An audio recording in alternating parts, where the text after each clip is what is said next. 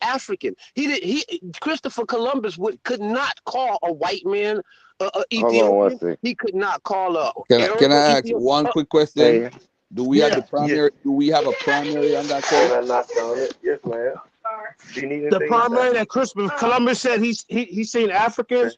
Or No. That he saw Ethiopia. Do we have a primary in that? I had to go back to my debate. I mean, my it was supposed to be information for you, but then I did a presentation. But I think I did bring up a lot of good points. And in his journals, he did say that they were Africans. And even the natives here was telling them they were Africans because they gave them the spears. I don't believe that. At all. Check this out. Check this out right here. Check this out right here. This is powerful. I want y'all to check this out. Aristotle, in section 84 on the marvelous things ever heard, right? Wrote in the 4th century before Christ. This is okay. It said, and this Aristotle, okay. It said, in the sea outside the Pillars of Hercules, outside, not inside. Ain't nothing outside the Pillars of Hercules other than the islands like the Cape Verdes and stuff like that, and the Americas, the Western Hemisphere. Cape Verdean, that's funny. Right. Now hear this. He said, we have no records of Carthaginians, pure Carthaginians in the islands outside of Africa. He said that in the sea outside the Pillars of Hercules, they say that an island was founded by the Carthaginians, a wilderness having wood of all kinds and navigatable rivers, remarkable for various kinds of fruit and many days sailing distance away. When the Carthaginians, who were masters of the Western Ocean, observed many traders and other men, attracted by the fertility of the soil and the pleasant climate, frequented it because of its riches, and some resided there. They feared that the knowledge of this land, not island, this land, would reach the other nations, which opened up the door for Freemasonry, and that the great concourse to it of men from various lands of the earth would follow. Therefore, lest the Carthaginian Empire itself would suffer injury, and the dominion of the sea be wrestled from their hands. The Senate of Carthage used a decree. The Senate of Carthage issued a decree that no one under penalty of death should thereafter sail after, and they massacred all that resided there. Christopher Columbus was a Mason, and every other person who came here that was not European and that were not black, and as well as the blacks, were all Masons because they kept these lands secret. The marvelous things ever heard, written by Aristotle, clearly identified that the black Carthaginian sons of Ham founded these Americas. Oh, And this is way back in the 4th century BC. Oh boy. Oh boy. Now, unless we that's my cue, unless man. we could I'm gonna go dismiss back the to Greek, sleep, y'all. unless we could dismiss the Greek writings as garbage, we have to. Somebody got to explain that. That was What is? powerful. I'm trying to see the connection to the Americas. What does that have to do with America? You didn't catch on? He's saying that those Africans, those Carthaginians were Africans, brother. They came over here to the Americas. He talk about a land on the outside. He talk about a land on the outside of the Pillars of Hercules. Hold on, stop right there. Start right there. I don't want to be lost. Outside of the Pillars I don't want to be lost. I don't want to be lost, sir. Hey, you going too fast for him, bro. Hold up. Just slow down. Now, I don't want to be lost. What are? Yeah, there you go. What are the Pillars of Hercules and where are they located? All right, go ahead. The Pillars of Hercules are they're like this narrow passageway that exit you out of the Mediterranean that pours into the Atlantic Ocean. Okay, and once you get Oh, past you broke up on Mike. You out the of where? Mediterranean Sea and you pass the Pillars of Hercules, you immediately enter into the Atlantic Ocean. And what I'm saying is that the islands like San Thome and Cape Verde are not many days away. They're many minutes, maybe hours away. You dig? Okay, Bird is Many right off the days coast of West away. Africa. Many days away. Understanding that many means many. The only thing that is outside the Pillars of Hercules, many days away, is the Western Hemisphere. Okay, go ahead, Fontaine. Did Aristotle know about the American land, or he just saying that they They didn't traveled call it. somewhere first? Hold on, I'm gonna They finish didn't. what I'm saying. Or he I saying was they gonna just say traveled. yes, he did. But that's a trick question because the word America was not known No. back then. I'm just talking about the So land. I'm just talking about the land, not the name, yes, just the land. the land he had knowledge of that, and How did he have knowledge of I this got land? more Oh evidence. I yeah, got more let him evidence. get in. Let him get in. Let him get Yeah, in. I'm just asking because like I just never heard some of this information, so I need to understand what he's exactly Right. saying. I can't Okay, defend it how if I about don't know this what one? you're saying. How about this That's one? right. So Diodorus. hold on, start right there. So the Pillars of Hercules is an actual place, Yes. and it like give me a locale. Like where's the location of the Pillars? You said like I past just Cape Verde. told Cape you it Verde is is Right, like the right past the Spain and Mediterranean. Like Morocco. when you it get is the furthermost western point of Africa and the Mediterranean Sea. Right there where you It's get like to right beneath Spain, Portugal, yeah. So where and Cape the Verde Africa. at? Rock of Basically, what you're Gibraltar. saying. Have you ever heard of the Rock of Gibraltar? I heard of it, Yes. but I don't know where Okay, the the Rock of location is. Gibraltar. The Rock of Gibraltar now is what we call D the Rock of Red, what we Gibraltar call the now is what South. they will be calling the Pillars of Hercules back then. No, Yes. Because I get it's that two mountains, part. two mountains. It's a mountain No. on Morocco, and Where it's a mountain on where is Spain. it? In Oh, Spain so and in Morocco. they're not even further than Brother Cape Verde. Trent. That's what I'm saying. So they aren't further than Cape Verde. No, they're not further than Okay, Cape Verde. so all right, I'm just trying to understand what he's saying. So he was using the example that Cape Verde is only basically minutes away, meaning it's right off the coast of West Africa, and that the Right. other land that Aristotle was speaking of is days away, like it's way further than Cape Verde was. That's his point, right? Yes. Yeah, and I Okay, think so part of what the is reason why he used it as source is because they already knew about Cape Verde. The Carthaginians already sailed around the coast of Africa, so they already knew about the islands and all the islands, pretty much The settled reference. damn near everywhere. The So reference. that's The that's reference an is interesting source, Aristotle. honestly. The The That's reference is actually reference is Aristotle. interesting. Aristotle's book called "The Marvelous Things Ever Heard," section 84,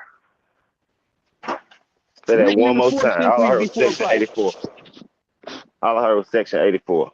Section 84 in Aristotle's book called "On Marvelous Things Ever Heard," written in the 4th century before Christ. All right. So they go 1 point right there. The Africans came over to this side. Here goes another one. About Okay. 300 years later, Diodorus of Sicily wrote in a similar vein. He said, "Over against Africa lies a very great island in the vast ocean, many days away from Libya westward. Are you saying that's America? Yeah. Western. This is what I'm But saying. but Okay, I so didn't I like didn't get a Hemisphere. chance. I didn't get a chance to say much because I didn't finish my statement. oh my bad, boss. My bad. Go ahead. It's kind of breaking up on my end. I'm sorry. Okay, it said over against Africa. This Diodorus of Sicily. He said, over against Africa lies a very great island in the vast ocean, many days' sail from Libya westward. The soil of the same description, the soil there is very fruitful. A great part thereof is mountainous, but much like a plain, which is the most sweet and pleasant.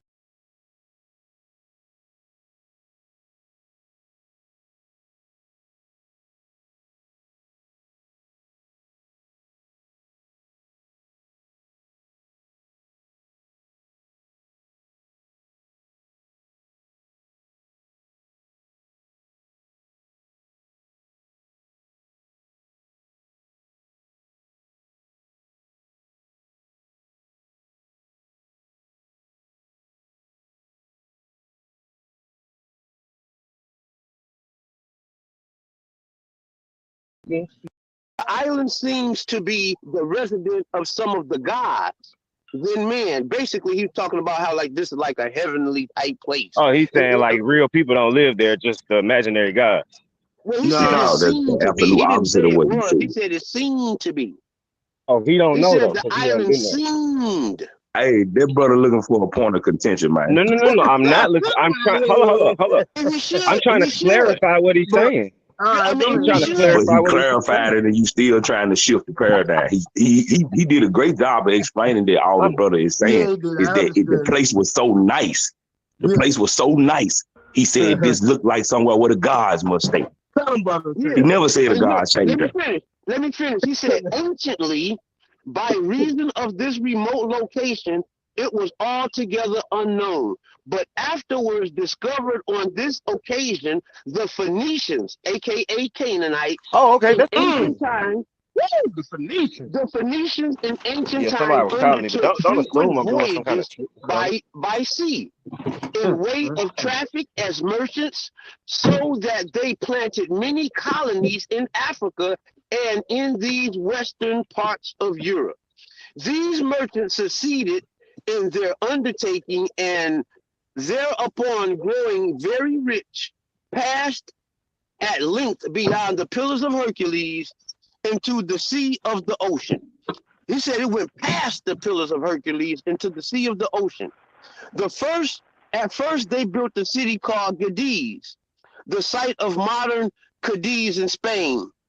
The Phoenicians, having found out the coast beyond the Pillars and sailing along by the shore of Africa, were on a sudden driven by a furious storm off into the main ocean. And after they had lain under this violent tempest for many days, that at length arrived at this land. And so they were the first that discovered it. Man, that's pretty powerful, man. I mean, that's a lot of evidence, Fontaine.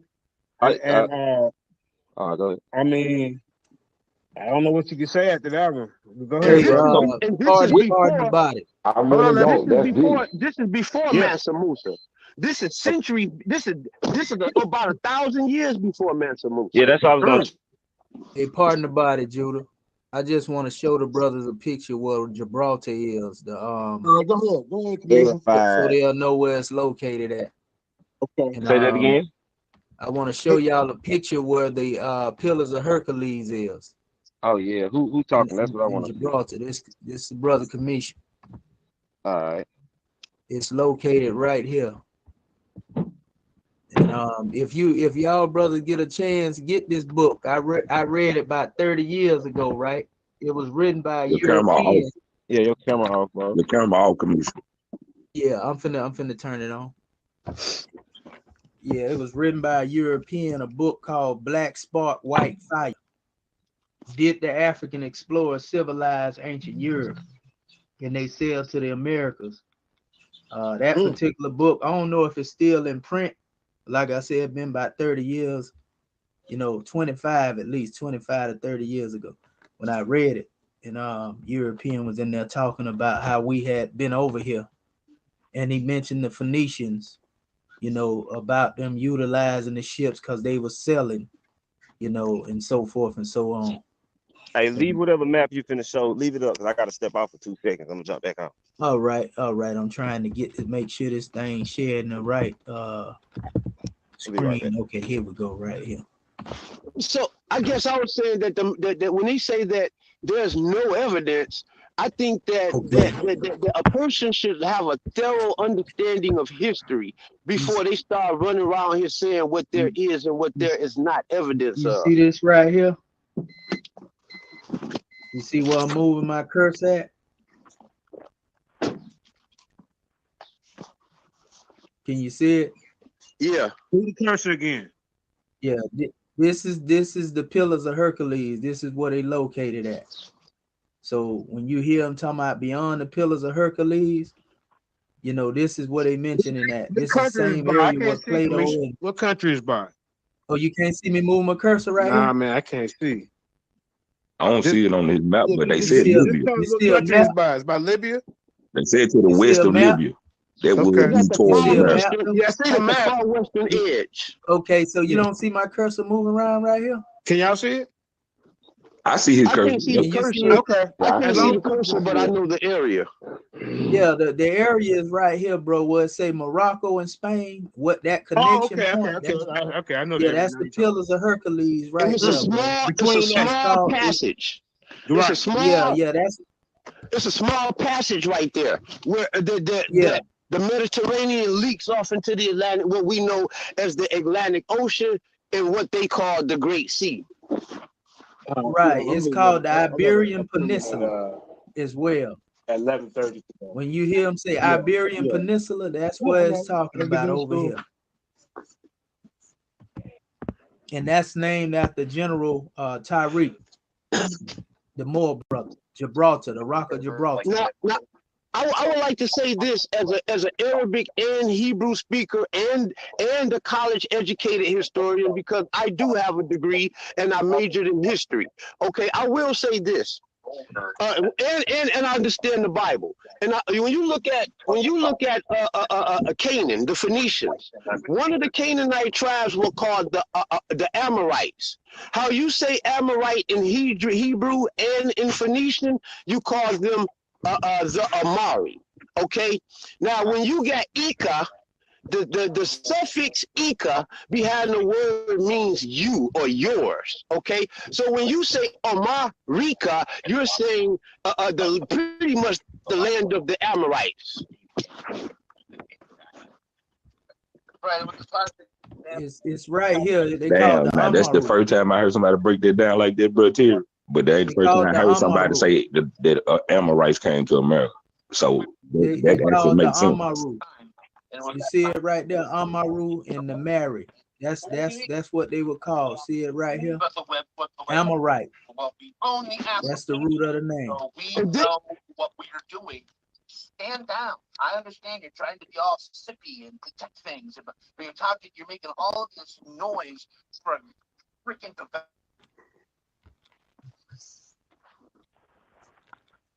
Peace, brothers. My name is Zito.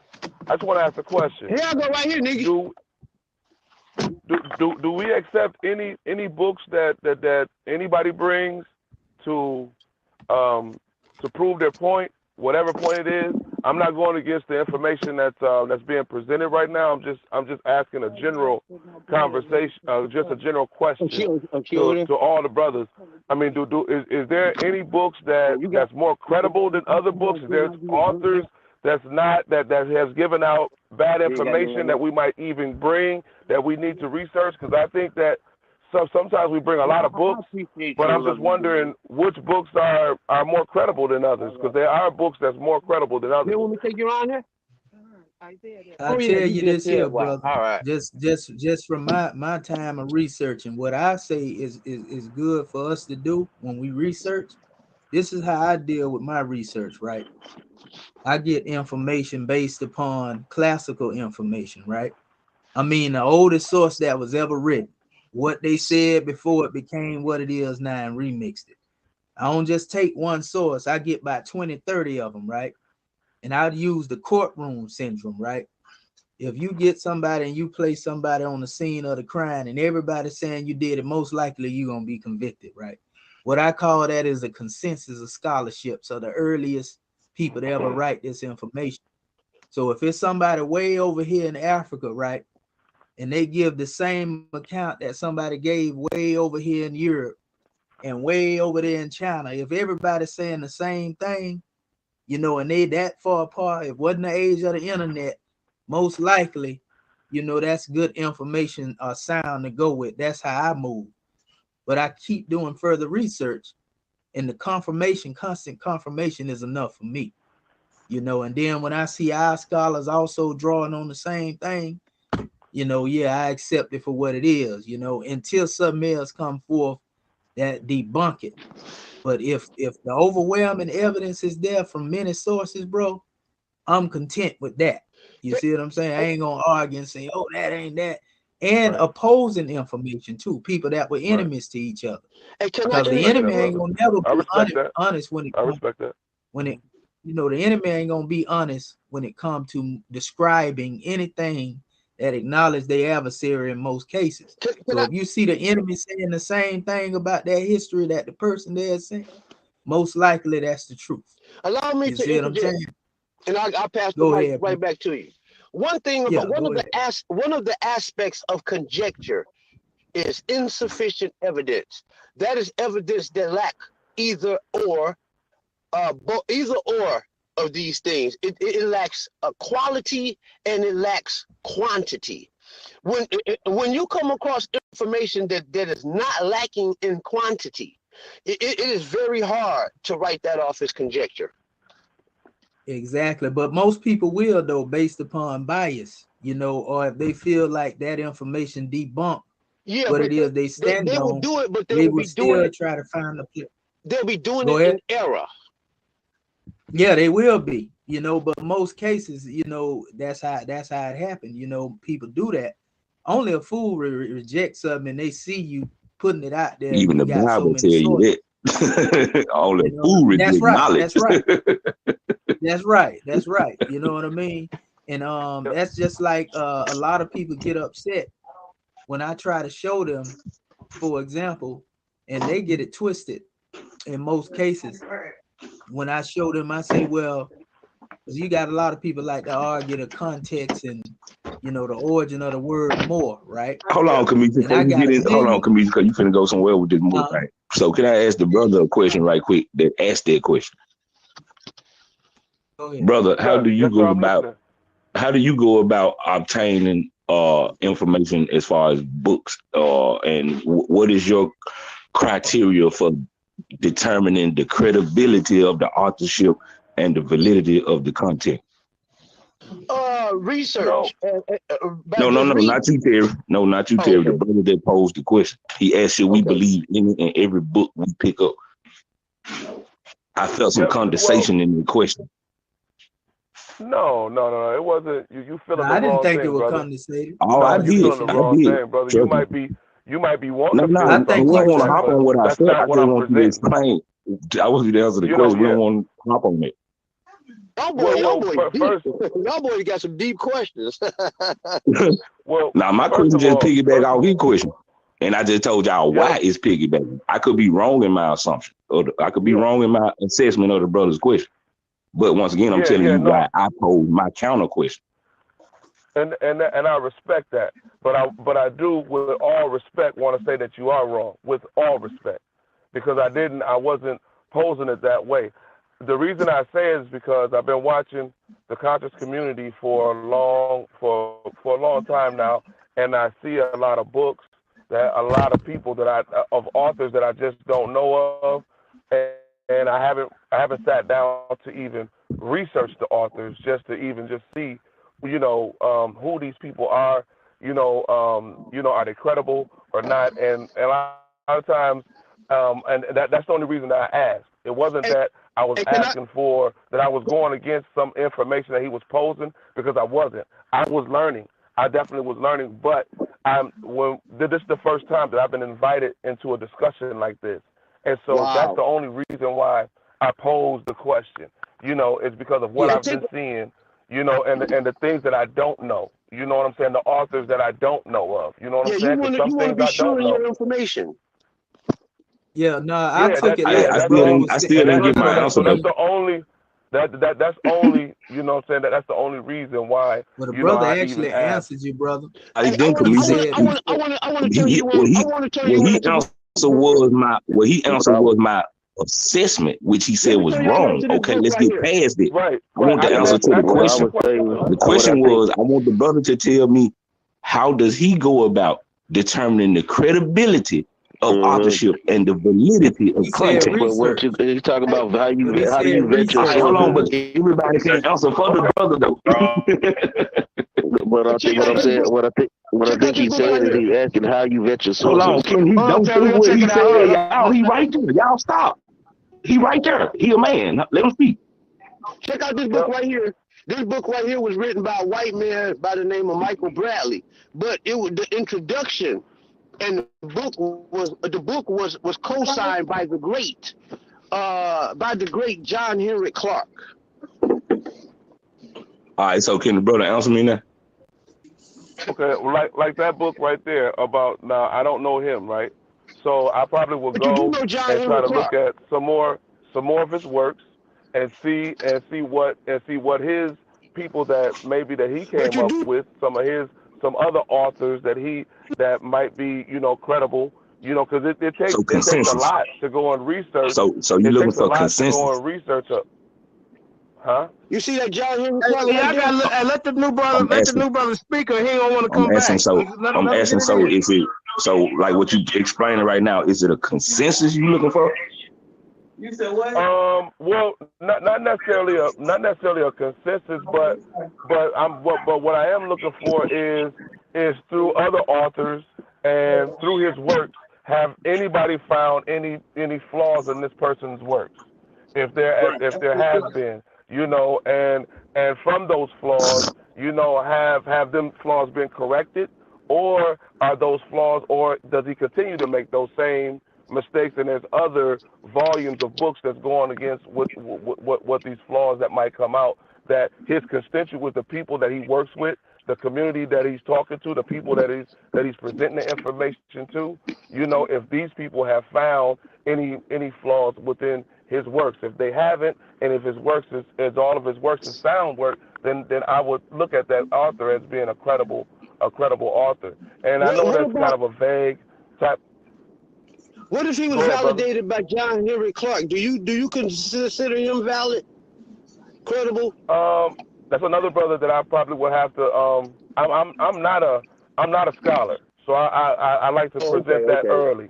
Is that I'm not a scholar, so I don't even come off as being a scholar, And so if I don't know some information, I'm strong enough. I'm strong enough to say I don't know. So John Henry Clark, That's fair.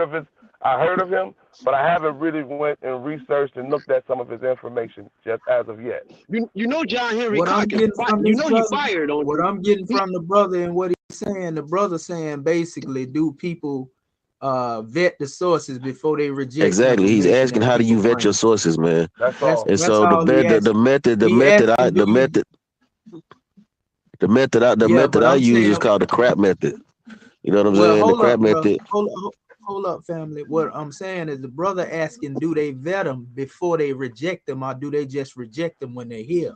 That's what I'm getting from the But he's brother. asking both He's ways. saying How he do sit you back. vet your sources before you accept or reject? Because you can't. You got to vet the Right. source before. You know what I mean? You got to vet the Exactly. source. And That's so, all Right, I'm but he's asking. saying even if you that, just say that, even if you but read the he's Dr. saying John that Henry he Clark watched some book, you know, right. because But information listen changes. to where I'm So coming you from. got to Hey, look at hey, the we, date hey, some of we the books live, were y'all. written Y'all and got to go everything. one at a time. People watching. One at Yeah, a time. listen to Thank where I'm coming from, brother, because I'm sitting here patiently listening to you, you. Yeah, brother. go ahead. I'm just saying in support of what I hear from the brother.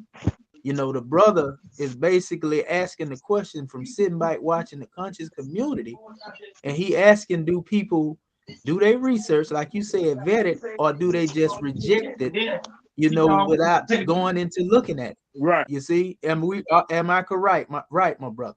Yes, sir. I'm not saying just because I go Okay, and research your brother's information, that doesn't mean that I automatically disagree just because I'm going to research right, it. Okay, we right. got to get out That's of that what I was mind trying state to too. bring out. Yeah. Right. And that was the key point I was just trying to make, because that's an important question you asked, because some people do reject information without even, soon as you put it up there, they ain't never read it, never heard of it. And some people are rejected based on a bias condition, because they don't agree with it, and that's not Yeah, scholarly, and it's not mature when it comes to intellect. That's it's all I just like wanted to emphasize. it's Go just ahead. like something that happened today. Something that happened today. I was showing the brother my DNA evidence that says that I am a direct descendant of the Mozabite Berbers. Okay, which There you were go. Jews, There you go. and they were black. And I gave him my DNA evidence, and he rejected it. And that's foolish and stupid.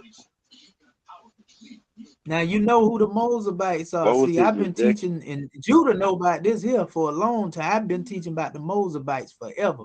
It's another name for Moabite, unbeknownst to many. And I got Yes, pictures of the Moabite. These yes. were inhabitants of Morocco, Algeria, basically North Africa. They was considered Moors, you know, even though they used the term black.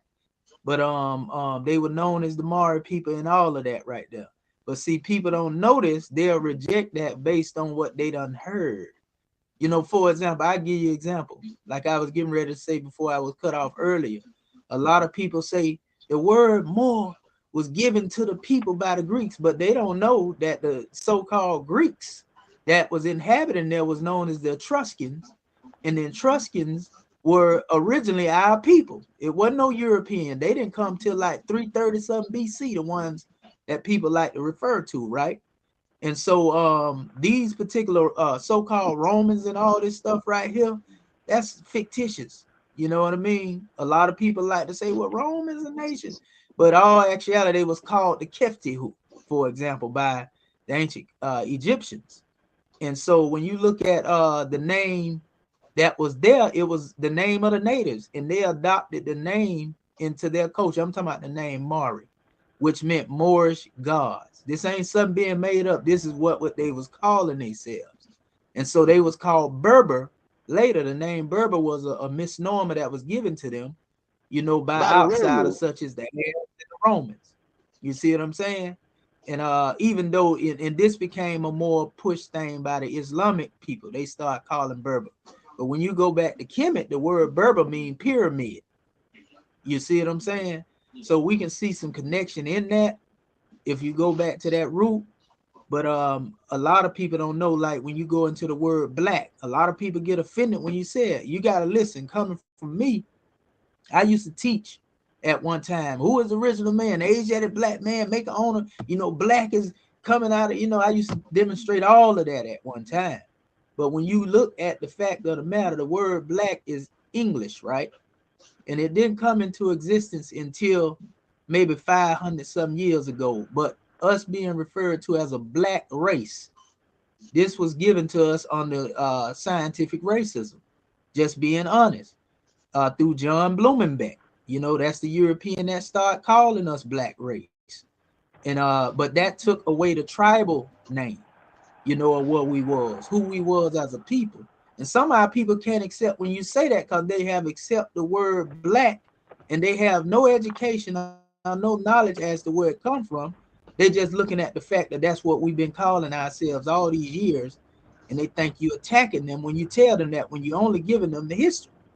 And you Now, say, well, can you prove what you're saying, or do you have any validity with it? It's the European right here that how created it. about this? You How about feel me? this? How about this fact right here? You know, a lot of people, a lot of the Kemetic people push and shove it down your throat that the Greeks got their learning from the Egyptians. And that is partially true. The reality is that the Greeks was educated and taught by black people, okay? Not just Egyptians. The proof of that is Yeah, they that learned from a whole their bunch of people. very alphabet, the Greek alphabet, is the very same Hebrew. identical alphabet to the Phoenician alphabet, which shows the You know why? Phoenician Canaanite influence over these people. Okay? You know why? That's the Tower of Babel language, when everybody spoke one language. And when you go across Africa, bro, in my research of the language, you're going to find that Phoenician script, the one that is called also Paleo-Hebrew in certain areas. That same script, bro, go all the way into the land of Africa, all the way into the west coast of Africa. That was the universal script. But each nation also invented their own alphabet based off of that same sound foundation and changed the symbols as well. So the language originally was one, like you said, under that same language, bro. But a lot of people don't know that because they don't know that most of these nations had two languages. They had that language, what you speaking of, which was used as a trade language as well, of communication. But then they had their own alphabet that they developed from that language as well. Yeah, the Phoenician You know, and language the was like Abjad a is, lingua franca. that's right. And the Abjad that started in that language is proof, because they even have an Egyptian version of that same language that they call, you know, what they call it Egyptian in one area, But you know, then they, like you said, they call it Corn Greek in another area. But it's the Dr. same Clyde, sign, same alphabet. Dr. Clyde Winter said that the Semitic languages got their origins in the Nile, and they are in the Nile Congo. That's right. That's what Dr. Yes, Clyde sir. Winters said. And Dr. Clyde Winters also has done extensive evidence proving without a shadow of a doubt that black people came to the Americas first. He did a Yeah, better most job than definitely. Ivan. If it was He did without a a better shadow of a job. doubt, no one would disagree. No sensible Well, what it man would. is, there would The be those who consensus is that disagree based. Africans came to America before Columbus. That's the consensus. But you said a sensible person would say that. Yes. So the You're breaking up. When you look at The scholars, original. when you look at the scholars who deny that Africans came over here, they do it without basis. I'm gonna show you who the original like Greeks who? was right here, bro, and the original Romans real quick, just briefly. Look at this here, right? The Kiftihu, right? This is what this is the name they use in Kemet. And this is very thoroughly researched. Now pay attention to this hairstyle with the lock coming down from it, right? And this one here, right? Now these were your people here, you know, which is like coming through your Phoenicians right here. This is Phoenicians right here, right? Now, these are pictures where they knock noses off people. This is a picture of Hannibal here, right? You see the elephant there. Now look, this is an Etruscan that was over there in the place that they call Greece, you know, before the European got there. Let me show you something here. All these pictures right now, this is supposed to be Greece. You see the skin color on him? Look at the Trojan right here, how he depicted, right? Now look at this brother here. Melanated, pay attention to the way that beard is as well. Watch this. Now watch when the dates go to coming on this, what dates you see.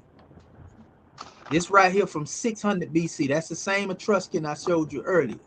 This is another one right here from 500 BC, right? You know good and well, them ain't no Europeans, right? Did they consider themselves African? Etruscan. You say that they consider themselves African? Yeah. Or did they call themselves Etruscan? And the European scholars, European scholars say that they were Cushites, Ethiopian and African. You know what I mean? If you go into the scholars during that time, that's what the scholars considered themselves. Yeah, the scholars said that these were Africans. They call them black.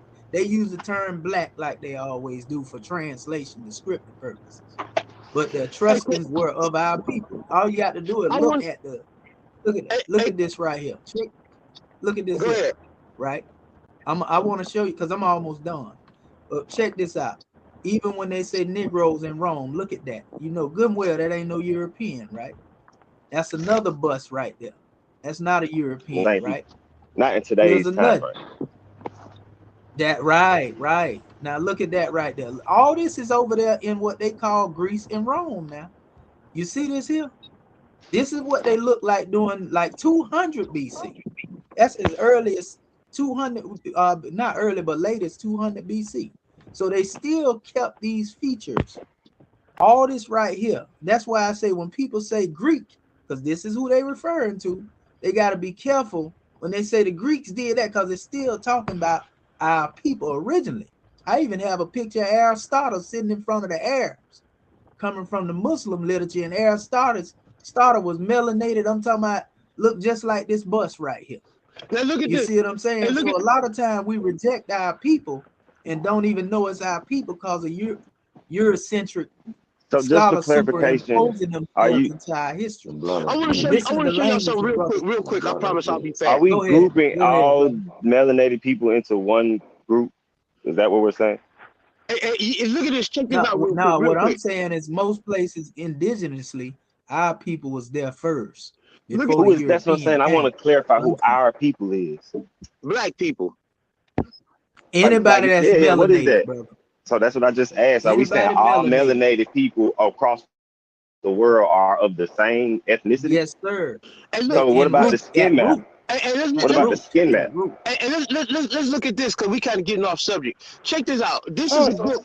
This is a book that I gotten from my nephew. Okay, this is the book this is the American history book from Remus Robinson Junior High School. This is a book from the junior high school. They teach this. This is a Detroit Public Schools book. This book is called Why We Remember: The History of the United States Throughout History Throughout Construction. On page 14, right here, you see it got this picture of the Armax, okay? And then you read right here, it says the colossal heads are thought to be individual portraits of Armac rulers or styled portraits of Armac gods. Some of these Armac heads have facial features that resemble those of many African people. Some scholars have suggested an African origin for Armac civilization, though no archaeological evidence has yet been found to support this theory. Now, this big old colossal head is archaeological evidence, but they say What did they just say? Hold on. So you disagree with the article? So you disagree with what you're reading? In the school books. They just missing it, bro. They just missing it in the school books. That's what he's saying. Go ahead, bro. That's right. That's right. And what I'm saying right here, if you look at this picture right here, this is a Mayan mural from a temple wall in the city of Chichen Itza. It shows village life that you can infer about Mayan daily life from the scenes. If you look at this good, you see black people, you see white people, you see black people right here with white people as slaves. You see that?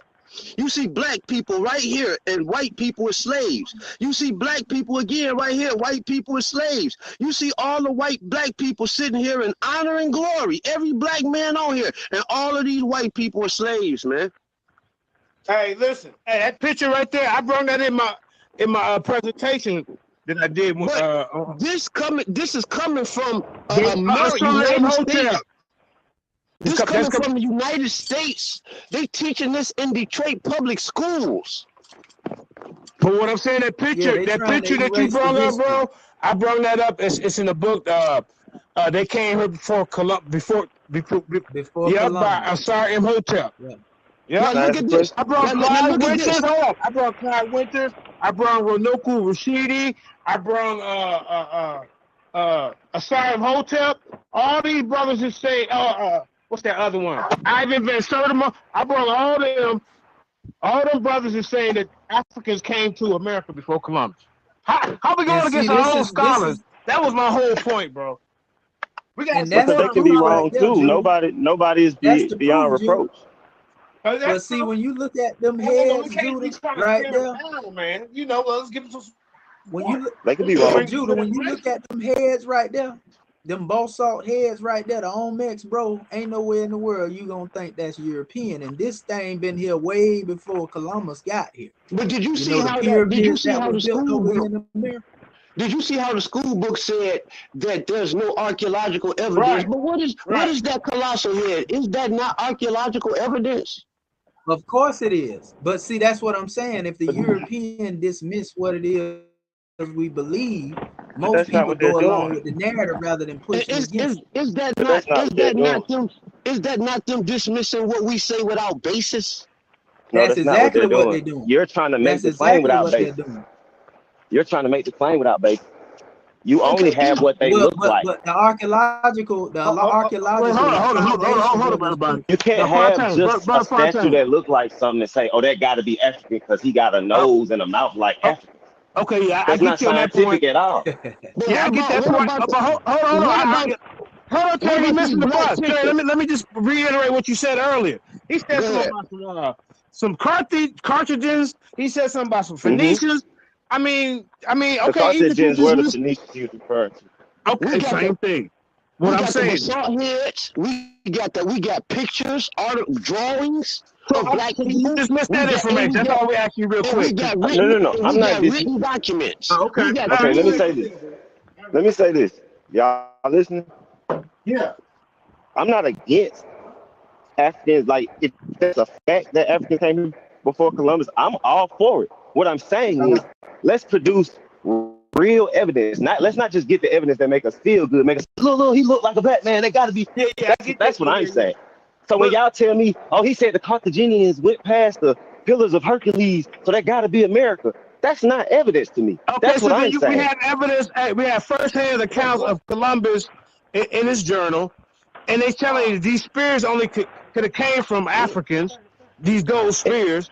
We got cotton. There was the West African cotton that came over here. That's different from I have to look into the cotton. But Christopher Columbus. You didn't see my Christopher presentation. Columbus. I brought all that out, bro. Yeah, I'm gonna go back over it too. Yeah, I definitely did. I'm gonna go back over it too. But what I'm saying is, Christopher Columbus saying that he saw spears that he says could only be African. This the same dude that thought he went to India. So how does he know this could only be African? The same thing I asked, how do they know that's Ethiopians that they saw? Okay, I can answer one of those questions because the spears only come from over there. According to what? That's what I'm saying. Like the gold only comes from over there. The style of it. Is there no spears like that found anywhere else? Is that what you're saying? Because I don't know if that's true or not. Yeah, I get you. I mean, you just got to do your own research, man. I do though. That's why I'm asking y'all. Y'all saying y'all got the research. I haven't seen it. Listen, Brother Fontaine. We presented about 3 or 4 other options that you could go, and you still kind of in question of that. So what makes Columbus more? Hold up. What makes Columbus more superior that he can come over here before us? He ain't superior at all. It took black people to teach him how to get here. So he's not superior at all. I'm not saying that at all. Even though he thought that he was in India, what proof do you have that Christopher Columbus? Hold up. What proof do you have that Christopher Columbus came over here? Go. Oh, now that's a good question. I don't have nothing off top. I have to go look it up and do research. But you still believe it? No. Listen, hold on. I'm saying you're right, but I've never had to defend that point, so I don't have no reason to have research off top. You got to defend it now when he asked you it. So y'all want me to stop and look it up? No. Want me to stop and look up the document? But think about it. No, you just got to take that L. You just got to take that L. Think about it. Why is it easy for you to accept that, my brother? You know, even though you don't know it, when you getting a different history being brought forth, when you really didn't care about it too much anyway. Why do you feel a need to defend it now? That's the question. I'll give you the evidence. Y'all ready? The same journal you just used as evidence that the black people was up here. You gotta get down to the Lions then, brother. Hey, welcome, man. Hey, I've been wanting to get you back here. You know, and it ain't no I just want you to hear a few of our points as far as on that topic. You know, but hey. The reason why I say it's undeniable proof, you got the basalt heads that everybody can say can agree that appears to be African. Okay, we got mural paintings all inside of the temples down in South and Central America. Okay, of black people in superior all over the place. Okay, that's 2. Okay, then we have ancient Greek writings whom the brother said Aristotle was black. Now I don't know whether that's true or not, but the bottom line is I'm gonna show you the picture. There's Greek writings that says the Phoenicians, which are Hamites, which are black people, came to this country. You got between those paintings and those basalt heads, my friend, that is archaeological evidence. And the scholars, the white scholars, will say it's not, but that is a lie. That is archaeological evidence. They would say that when it's in their favor, but they use the same methodology. A lot of people say, well, why do we go back to Kemet with everything? The reason why, because Kemet preserved most of the records, you know, of certain races. And this is why scholars go back there to deal with certain measures. And the European will go right to them pyramids. And then they'll try to say, well, these were the Europeans under the Hermetic hypotheses. And they use the same methodology that they reject when we come forth with the scholarship. They're just like, you see what I'm saying? They're just like me giving it's you crazy. They're just like me giving you $100 bill and telling you I ain't got no money. Exactly. You know, and the thing is, we gotta stop letting right, it is. And we gotta stop letting people put a wool over our eyes just because they done been to a scholarship credential and somebody taught them. Just because you went to a school, family, that don't make their research no different than your research. That's what people fail to realize. If you done did the groundwork or you done did the research yourself, what the hell make what they talking about in the institution any different with yours? Other than that, like Napoleon said, history is something that has been agreed upon and accepted. You see what I'm saying? So if they came together and agreed upon, this is what we're going to teach. We're going to X these Negroes out of our history. And this is the real history. And they do that. And that become the dominant mindset, even though it ain't right. Because that's another thing. You got to realize when these Europeans that travel more than we do, they go to these other damn countries, all that shit they've been taught about. We wasn't the people, this and that. Bro, they go back and they look and they see that we was everywhere. And that does something to their mind, even though they don't say it out loud. Every time they go to Spain, they see you up there. You know, like a god. Mexicans, black Egypt, people, they see you. When they go to India, they see you. Everywhere they go, they see you. So they can say what they want to say, family. So dark-skinned Mexicans are black people, dark-skinned Indians are black people. Anybody that's dark-skinned around the world is the same as black Americans. What I'm saying is that we were indigenous to the planet, bro. Before somebody else. That's not what everyone's indigenous to the planet. No one was born somewhere else. That's like, come on, listen man. Listen to what I'm saying. Everyone's indigenous to the planet. That don't make no sense. Listen to me, my brother. Indigenous mean the first people that were there. What I'm saying is, if you were there from the time, the earliest people, yes, all over the world, brother. This ain't no something made up. You can trace us back as being there first. And this is what I'm saying. I'm not really disagreeing with that point. That's all I need you to understand. What I'm saying is, you're making it seem as if when this group of Africans traveled to Europe and then traveled to the Bering Strait, they were the same throughout those thousands of years. They're not. It's a mutation. That's how you taking it, brother. That ain't what I said. That's why I'm asking. So, okay, back to what I said. So are Native Americans the same as the African Americans? Let me ask you this question. Did I say that they was all the same people by name, tribe? I didn't say you said that. I said you're making it seem. I said you're making it seem. That's why I'm asking for clarification. That's why I'm asking for clarification. Listen to what I'm saying, my brother. That's your interpretation. And now I'm listening to you to clarify. Listen to me. I'm gonna clarify, but that's your interpretation of what I'm saying. See, we have to stop projecting what it is that we think somebody said, and we have to stop thinking we know what people are thinking. Just answer the question, bro. No, are African Americans and Native Americans the same people? Can you be patient enough? Oh man, that's not a long question. Like, it's not a long answer. Are they the same people or not? Brother, why do you feel it? Why do you feel a need to be? You right. I apologize. I'm going on mute. Go ahead, bro. You right. I'm going on mute. Dialogue, brother. No need to project. So when it come down to us, brother, we had many different names that we adopted as we went into different areas. That depended on who brought forth a particular tribe. They called themselves different things. But what I'm saying, at root, when you trace back to the common ancestor, it's our people. So when you say Carthaginians, right? Prime example. See, now you're going somewhere else, and I'm gonna wanna interject. You're going somewhere else now. I'm giving you an example, brother. But you're going away from what you just said, and I'd like to address what you just said before you go on with that example, because it's gonna take away from what you're saying. No, it's not gonna take away. All right, go ahead, sir. I'm going back on mute. You don't know what I'm saying to say it's gonna take away from what I'm saying, brother. Be patient. And I'm gonna be done when I say what I say. So what I'm trying to show you is that the brother was speaking on the Carthaginians and going back to the Phoenicians, showing you they were the same people. That's correct information. But in this center of Carthage, there were many different groups that came out of Carthage as well. They are connected to the Puttites as well, and they are connected to the Canaanite bloodline as well, if you do the research. But it's still talking about the same people. That's all I was saying. And you forgot the Egyptians. The Egyptians were the part of course. Of course. They were the Puttites. That's what I'm saying. They were the Puttite version. You know, they migrated across the north. Go ahead, brother. Okay, so what you're saying is, just for clarification, you're saying they all have the same common ancestor.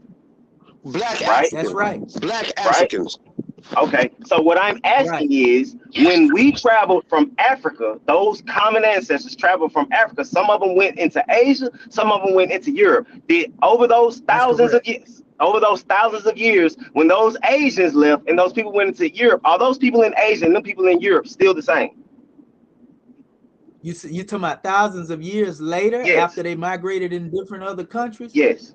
when they went to other countries, I'm saying that the indigenous people, as you stated, you said when they went over there, right? Referring to the same. So time out. See, now you getting into listen. Were there people in Europe before Africans?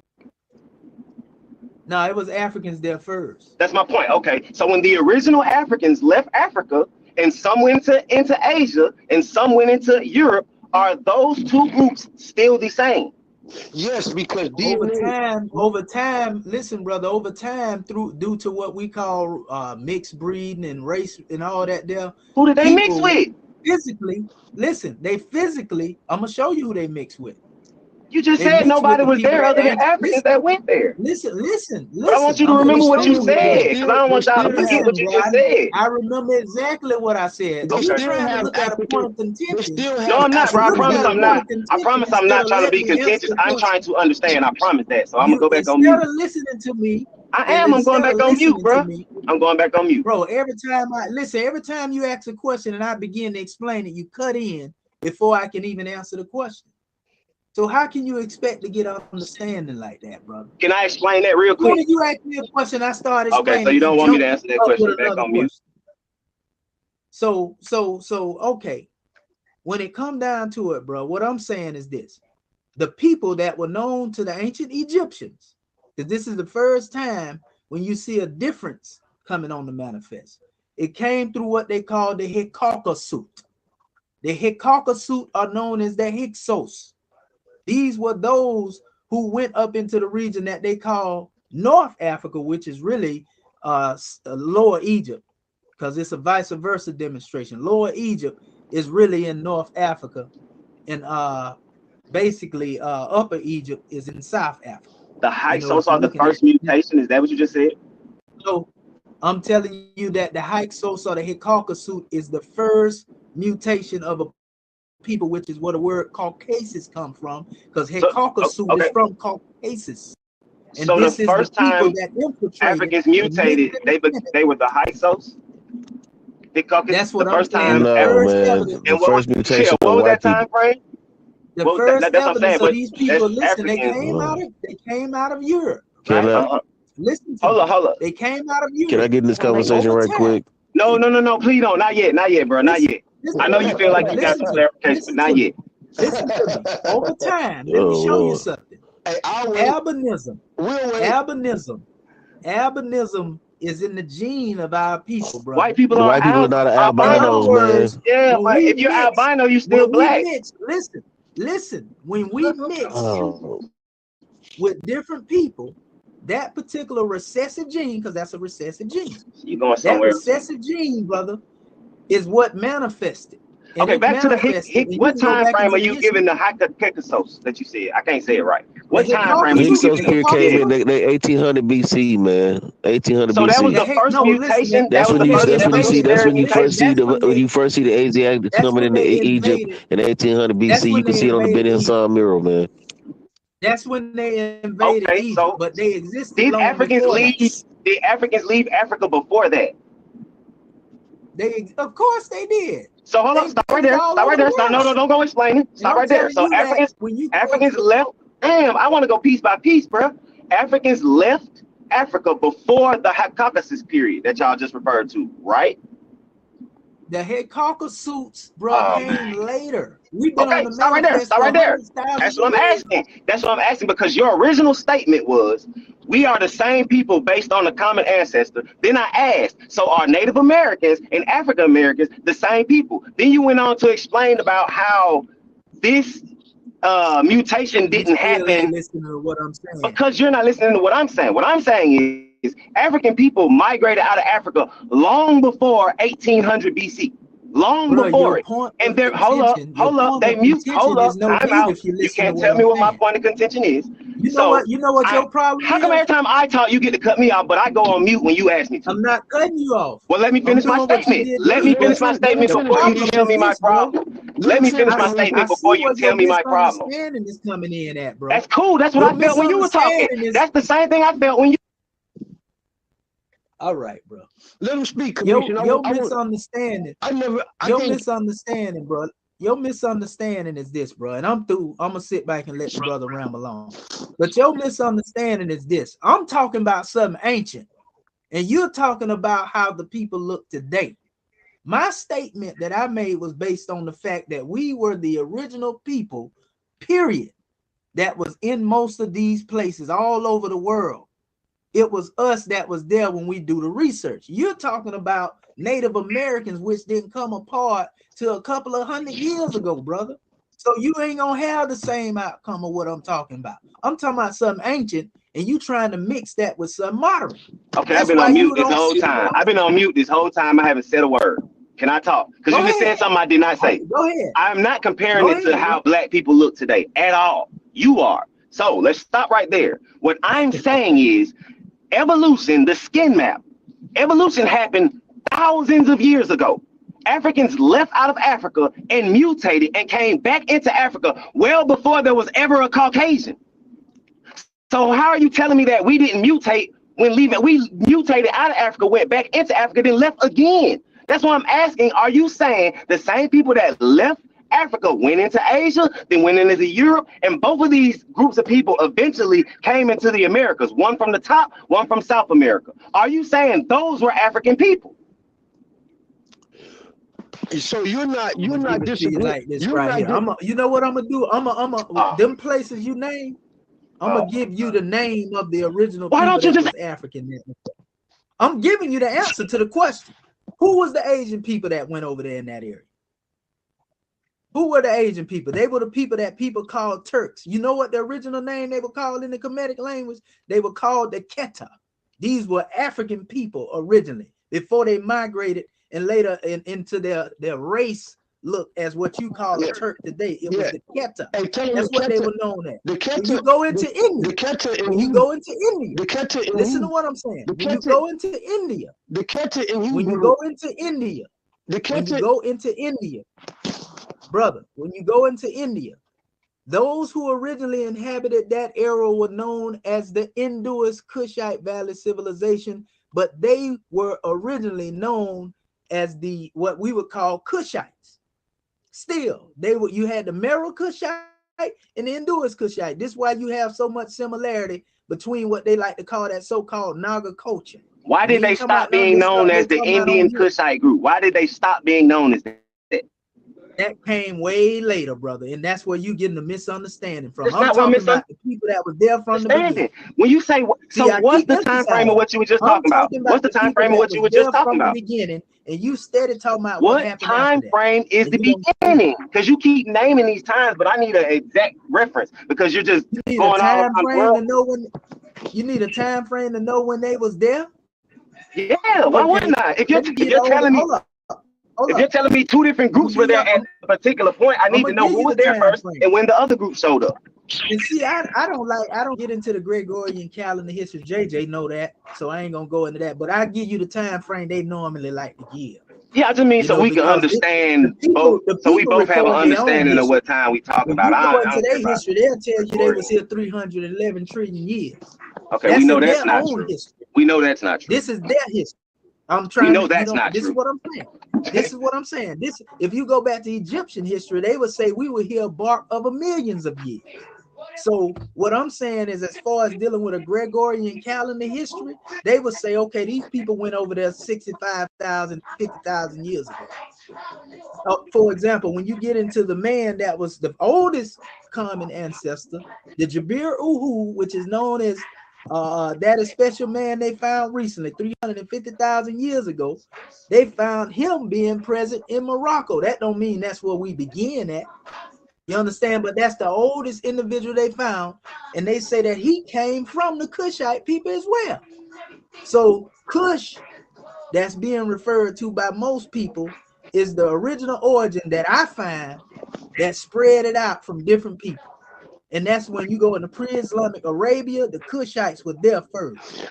When you go into Africa, those people that were Kush were there first. When you go into India, the Kushites were there first. And it was through these lineages, my brother, along with the ancient Canaanites as well, that, you know, and Puttites and all of that, that they came Clyde Winter said the spread out in different races. Clyde Winter said the Twa was the first people to circumnavigate, and they were still Kushites.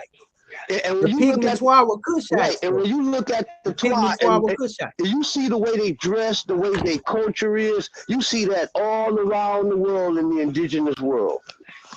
That's right. That's right. And see, that's what I'm saying. But see, people get it twisted when you mention these different names. When you say Twa, they automatically think that negate them from being you. That's like saying, because we over here and we call ourselves African Americans, oh, you know, our people that use that name, right? Or whatever name they use, that's like saying we don't belong to Africa. That's like saying we don't belong to Africa. That's crazy. You feel me? Just because we call ourselves by something different. And that's what I'm trying to get our brother to see, you know. But we were one people. It ain't hard to understand. All you got to do is do the research.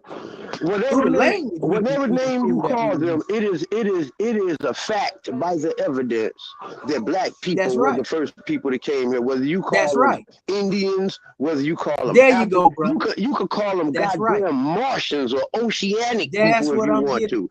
They were black people. That's right, bro. You know, they were one people. That's what I'm trying to get the brother to see. But see, he looking at the fact that when you look at an Arab right now, for example, the way they look now, you know, I'm trying to say that this is our people. No, that's I'm not saying that at all. You see what I'm saying? When you look at the Asian now, that's the same people. That's a mutation. Did you don't look at the mutation? Did you know? Did you know original origin? Do you know the language that we call Arabic today is not even the original language of it ain't the original Arabic. And do you That's know, right. Hold on. And do you know that the people of today that are called Arabs are not the original Arabs? The original That's right. Check this out. The original Arabic language is Amharic. That's right. It's called Himyaritic. Right. It's called Himyaritic. Himyaritic. Yep. And those people are the original Arabs are in Ethiopia to this day. That's right. Cushites. That's right. And that's what I was saying. But see, most people, when you hear Arabia, they think of what you see now. Just like the people that they call the Moroccans are not the original Moroccans. You feel me? But people don't know this. And so I deal with the ancient history. I don't get caught up in, I want to know what we were before we became that. You feel me? You know, and you right, bro. I've been teaching this. And Commissioner, how come is it that the Israelites and the Moors agree so heavily on our ancient history? Well, if we do the history, bro, in research, what we find is that the Israelites and the Moors, if you go back to the root, they the same people, bro. Like when they talk about those who left out and went into Sinai, see, that's where the connection come in at. You know, those who was a Canaanite. See, people don't know the word Canaanite wasn't always used as just dealing with a group or a race of people. Canaanite actually had to do with a mixed multitude of people as well. So when you go into the Canaani, right, the Canaani. And so these particular people, when they settled in that region, you know, after the time of the expelling, as they would call it, of Joshua and so forth and so on, this was a mixed group of people. And this go back to Isaiah 19, where it spoke on 5 nations that would speak the language of Canaan. And that's why when you go back to Arabic can be traced into the Sinai Peninsula, just like what we call Paleo-Hebrew. And it goes in the form of those alphabets that you can see right now. So, man, I got a whole book right now that show you that both those who call themselves whatever they want to call it, even the Israelites, have an Egyptian root in them. You know, I got a whole history on that.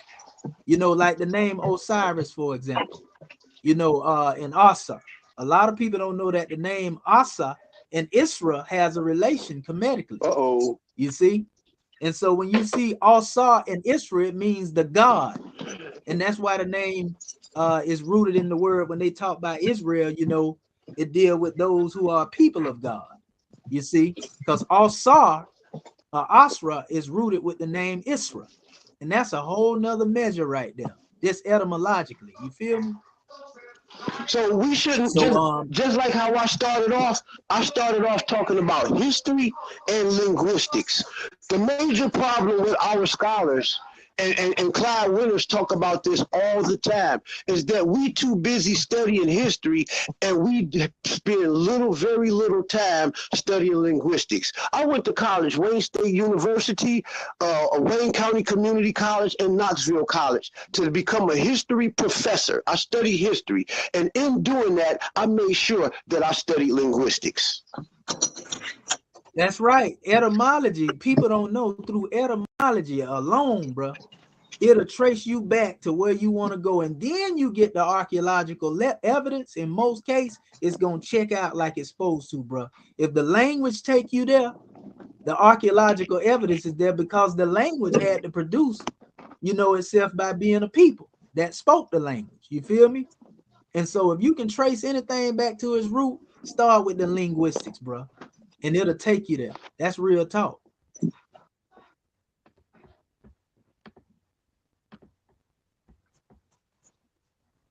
I wish we would. And is this being recorded?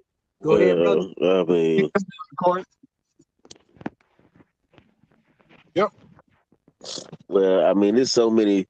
I mean, first of all, we got to understand that Black West Africans weren't the only ones that had, and the Carthaginians were the early ones that had seafaring navigation. If you look at the DNA analysis, I'm gonna post the article here in a second. You look at the DNA analysis of one of the untouched tribes in the Americas. They did a DNA analysis on the people in the Amazon. They found that their basal lineage, which means their base, the origin or their root of their population, goes back to Melanesians, Australians, and like people from West Papua New Guinea. And so that was the founding group. If you read David Reich's work, DNA work, he says it was 2 migrations to the Americas. One that it was multiple migrations, but he focuses on 2. The migration of the people that came before the people that came from the Bering Strait, and then the people from the Bering Strait. So there was Black people here. Now, were they West Africans? No, I wouldn't say that. I wouldn't say that they were. If you read Hugh Howard Bancroft's book, the native races of the Pacific states of North America, he describes those people as Negroes. You know what I'm saying? Which would make sense because you got groups like the Chumash. The Chumash are called the people of the Tumul. The Tumul is a boat. You see what I'm saying? It's the same boat that they use. The Pacific Islanders use. They use the same boat. You see what I'm saying? So it was Black people here, but I mean it wasn't necessarily West Africans. You see what I'm saying? So I mean that's why it's considered 2 groups. If you read Samuel Morton's book, The Distinctive Characteristics of the Aboriginal Race of North America, if you read his book, he talks about how it was 2 groups of people here. It was fair-skinned group, which we would consider, I mean, for lack of a better term, the Mongolian look. You know what I'm saying? And then it was Negroes. So people that look like Negroes. That was undistinctively, in his word, undistinctively Negro. So can I ask a question? We had white people come here. I know, I like what you're saying. So I mean, when they use the term Negro, I mean, you had white people come here like Leif Erikson and the Vikings, yeah, but them people didn't last and they didn't stay. Yeah, and I don't disagree with that. What I'm saying is, the people that was referred to as Negroes during that time, was they always actually Negroes, or was those people who were saying that basing it on what they were looking at? I mean, they were using the whole phenotype argument, you know what I'm saying? Okay. But that's all you know. Got to remember at the time when in the 1840s and all of those types of shit when these books were written, they didn't have DNA, so they could really go by what you look like. And that's the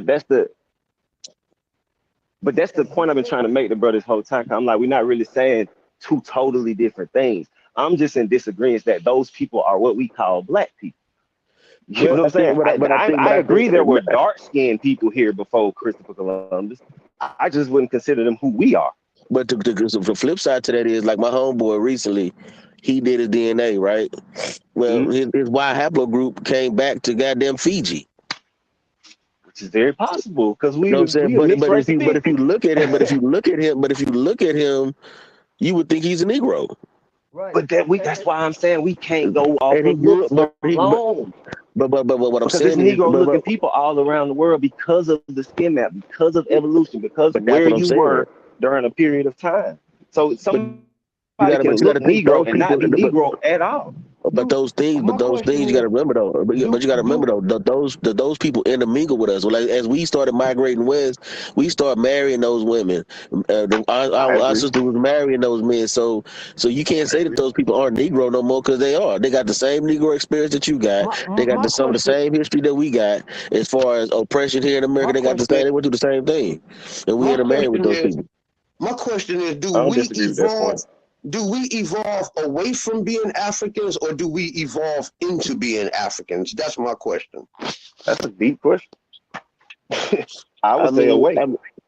yeah, because the further, as time goes on, since we've been in our experience here in America, we develop our own culture, which is a hodgepodge of different things. So some of it is European, some of it is Native American, some Right. of it is African. So we pretty much created our own culture here in America. We are So if, almost our own distinct group to a certain extent. right. Yeah. So if we evolve away from being Africans, then African DNA should be our stock genome, haplogroup, in other You words. mean like our root? Yeah. That's why I told the first brother, I agree with him that our root is definitely Africa, but that's the world. The world's root is Africa. Caucasian's root is Africa. Yeah. I mean, if you look at it from that particular stock, but as far as the Caucasian argument, the white folks, you got to understand that the white gene came through the combining of three different genes. You had the LC24A gene, the LC245 gene, and the HERCA2 gene. When all three of these genes come, because like the Khoisan have I think the LC24A gene, right? But Yeah. it don't make them white; it make them light skinned, right? Right. uh, Different other groups have light skin genes. You know what I'm saying? Like the LC245. They made Cheddar Man. Everybody knows about Cheddar Man. He was dark skinned with Yeah, straight with hair, Britain. with blue eyes. Well, why was he that color? Well, when they extracted his DNA, they said he had the HERCA2 gene, right, which gives him straight hair, blue eyes. So now what ends up happening is when these three genes come together, now you get the white people, a whole different group of people through a population bottleneck. Then all of a sudden these people come out, and I But got to. Huh? but the white people from Britain did not come from Cheddar Man. They came as an invasion I of know. the That's many what I'm getting to. Gothic That's what I'm getting the to, many brother. That's what I'm getting Gothic to. tribes of the fourth But they century. come. But they come from. I agree. But where did the first expression of white gene come from? Came from Scandinavia, 7,700 years ago. You see what I'm saying? So that would put us at 5,700 BC. You see what I'm So so saying? basically so basically they're not indigenous to the Caucasians like they say.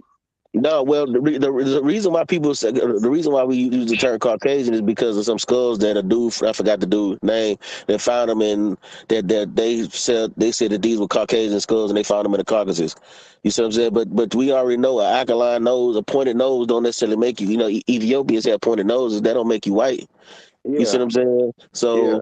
So you know what I mean. Or fine hair. Or fine hair, exactly. That's why I use Cheddar Man as an example. Cheddar Man is they extracted his DNA and because of the melanin content they already know he was black, but he just had straight hair and blue eyes. You know what I'm Yeah. saying? Based upon the genes that he had. So what I'm saying is, I got a whole thing where I'm kind of working on a presentation about how white people came down from Scandinavia and spread during what's called the Urnfeld culture, and then they create what's called the battle axe culture, and then they come down and then they start waging war, and then a population replacement happened. Like when the brother brought up ancient Greece, well, you got two Greek periods. You had the Mycenaean Greeks, that were more dark skinned, that looked more like Yep. what we would say Negroes, but then you get what's called the Bronze Age collapse. Well, why did the Bronze Age collapse happen? Because those people, white people, are coming down from Scandinavia seeking more fruitful land, and they start invading and killing, and they created what's called the double-sided sword. So Before that, all we had was daggers. You so know what I'm that saying? would Like dagger type swords. But then they come with the two-sided slicing sword, and they basically start whooping, because at that time that was considered revolutionary warfare technology. Then they come down and they start waging war and kicking motherfuckers' ass, and because they needed to spread out, and that's how you get what's called the Bronze Age collapse, where there's no writing, there's no nothing that's going on in Europe for a long period of time. Then you Because get because they in destroyed the original black exactly, intelligent ones. exactly. So that's what that's exactly. So then that's when you get a dark period where there's nothing going on, and then these white people all of a sudden come up in Greece, and then they start coming up in Italy with the Villanovan culture. You know what I'm saying? And all of a sudden these people start popping up, So and then that's how they work. wouldn't that explain the reason why the blacks the Spartans were considered a black people? Yeah, yeah. I mean, the original base, like I said, the Mycenaean Greeks were a dark skinned people. You know what I'm saying? You can't really get around that. You know what I'm saying? But it was a population replacement happened. You know what I'm saying? Through, you know what I mean? Through us, these people coming down and learning a little bit of the culture, because we didn't have a problem teaching people. Then people take that back, and then they refine it, and then they refine warfare. You see what I'm saying? Then they So come back and do explain what to they me do. this to give me a clarity on it. I'm with you.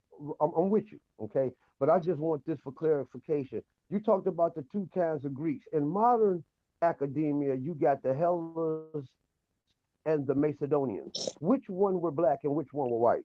Well, the Hellings and the Macedonians come. They come later. They're part of the group. What I was talking about that comes down into Greece. The later You know what I'm groups. saying?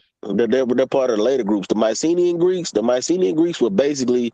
That's why I posted that thing where it talks about the Israelite Confederation with the Phoenicians, how they created a trade agreement, basically that they was gonna go with each other all over the globe, and they was gonna travel. They was gonna do whatever they do, right? So And would then that explain? Would that explain why in the apocryphal writings, I think it's the Book of Maccabees, if I'm not mistaken, where the Israelites had sent a letter to the Greeks and was telling them how they had a common ancestor. that's the seed of Abraham, yeah, and they wrote them back and said that they are the seed of Abraham. You know what I'm Yeah. saying? Yeah. Well, yeah. I mean, that definitely would, because, like I said, the Phoenicians and the Israelites at a point were joined at the hip, because they were traveling together, doing stuff together, because of, a trade agreement. So that you can read This that is in for you. the pamphlets This is ahead on the Navigator. Hey, this is for you, so you can add this to your arsenal. The damn, I forgot what I was finna say. Go ahead, it'll come back. No, I'm just saying you can read about it in the pamphlets ahead on the Navigator, because it gives a whole Carthaginian chronology. The Who Carthaginians were nothing but a Phoenician colony. You see what I'm saying? So Yeah. who is this talking? this D Red talking. I like you, bro. I'm Hey, this follow you. this the first time I ever heard you speak, D Red. You all right? Yeah, I Nah, man, like you. I used to be on this stuff, arguing with Garfield and all these cats 10, 15 years ago when we used to do the old Google Hangouts. Man, I don't really argue with, I don't do all this stuff no more. I just, chime in and try to help, clarify Yeah, points now. yeah. You want your knowledge appreciated and not shitted on. Yeah, I mean, because, well, the thing about it is, like when You make people some good points. like, okay, I'm gonna give you an example. When the whole Abo thing came out, I didn't just immediately shit on them dudes. I said, okay, well, they making a statement. Let me see if I can clarify, debunk, or support the argument. Okay, I'm not gonna say that the person is wrong just because it don't fit my narrative.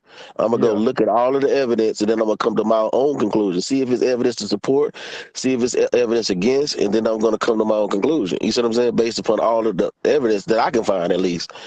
And so I found out that they had a point, but can they prove that they come from these particular groups? I don't know. You know what I'm saying? I don't know people's DNA. I don't, I can't say that they can or can't. You see what I'm saying? But I know I got a friend that his patrilineal DNA comes from the Pacific Islands. It don't come from Africa. You Now, see what I'm saying? I'll tell you, So I've seen some videos recently since we're in the days of technology where black people have went over to New Guinea and and dealt with people like the Fijis and the Samoans. hmm And there's video, you can go look it up right now on YouTube. And when these people see black people, they identify with them. yeah, they do. They do. That's why I said, I was telling the brother when I first came on, I was like, shoot, when we encountered these people as we move west, like I don't speak a lot about the eastern tribes, because I don't really know a lot about the DNA and all this stuff of the eastern tribes, like the Cherokee and all that stuff. But I can say a lot of the western tribes have that stock in them. You see what I'm saying? They have Yeah, that Fijian, uh, so Fijian, Melanesian, Australian. They got that stock in them. So I can say that without a shadow of a doubt that we move west and we married into those people. As we move west, our daughters were given to them. Our sons married their women. You see what I'm saying? So a lot of people, a lot of brothers and sisters, especially probably on the West Coast, probably have that stock in them. You see what I'm saying? So, I'll show you something about DNA, okay, and history as well, and archaeology.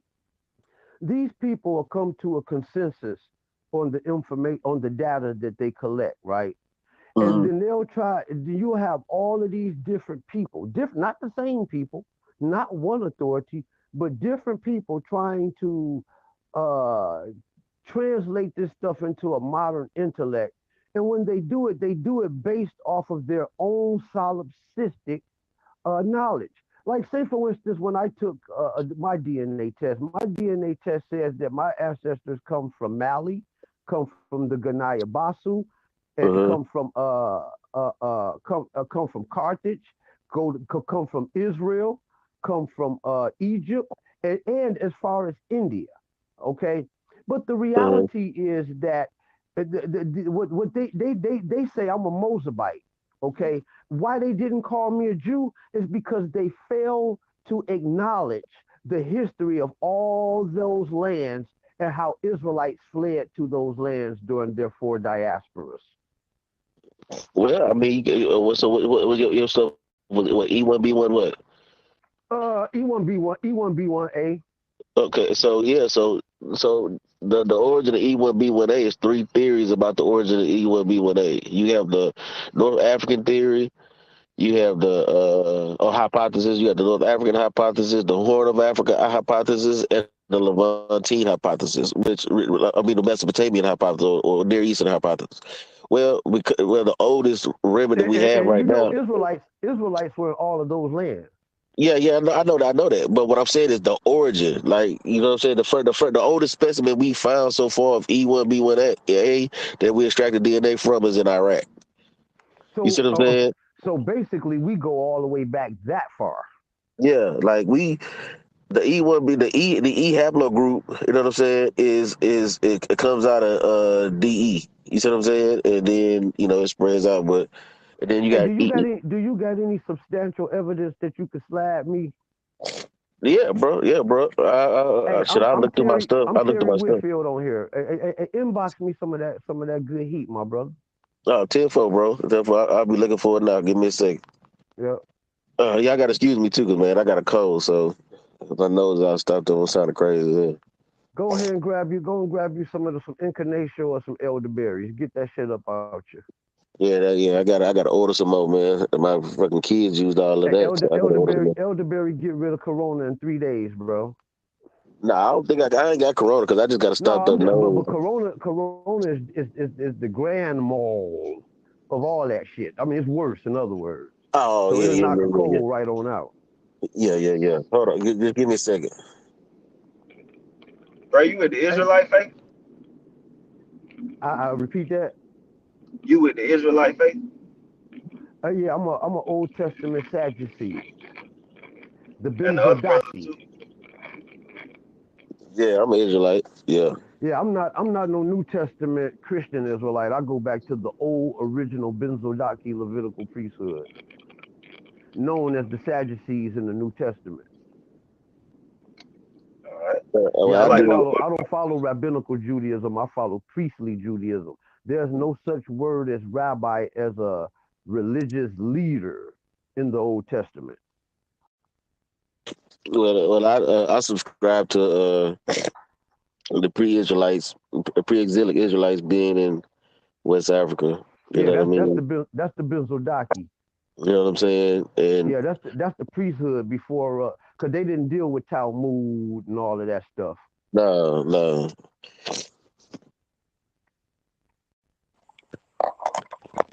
I wish we could have recorded this because there's a lot of good information that came out from everybody. You know, and this is one of the first. Even those that were somewhat dissenters put out some good information on today. I appreciate you, brothers. yeah, that was a good video. This was a very good build.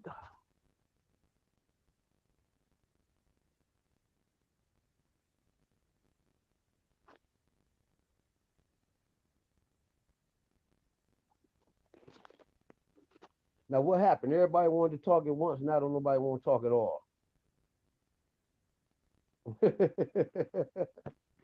Peace and blessings, brothers and sisters. Peace. Is that just us? This is Abdul. What's up, Abdul? Don't never My throw that brother. name on me. Don't never do that. Just us. Don't. No. Oh, okay, yeah, you sound like just us. Mm-mm. Man, You this all brother right, brother? Abdul, right? What's up, Right. Abdul? Right. How you Oh, doing, brother Trennis? that's What's Abdul. going Sister on? Karima, brother Dame, and Dame. Dame, what's happening? What? What's going on, Abdul? What's going on, bro? You good? Yeah. And why don't we get together later on and just do a live on it so I can throw it on YouTube? People need to hear this info. Oh shit, that's cool. Like I said, I ain't doing that right now.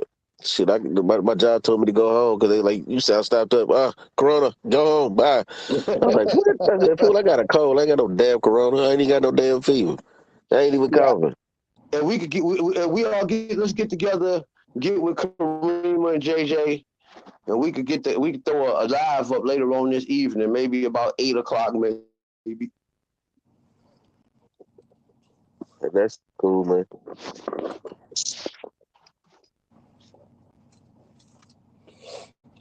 I'm gonna look on here and see who all in here, and I'm gonna tag us back in, and we come and try to get in on get a show going this evening. Our people need to hear this stuff.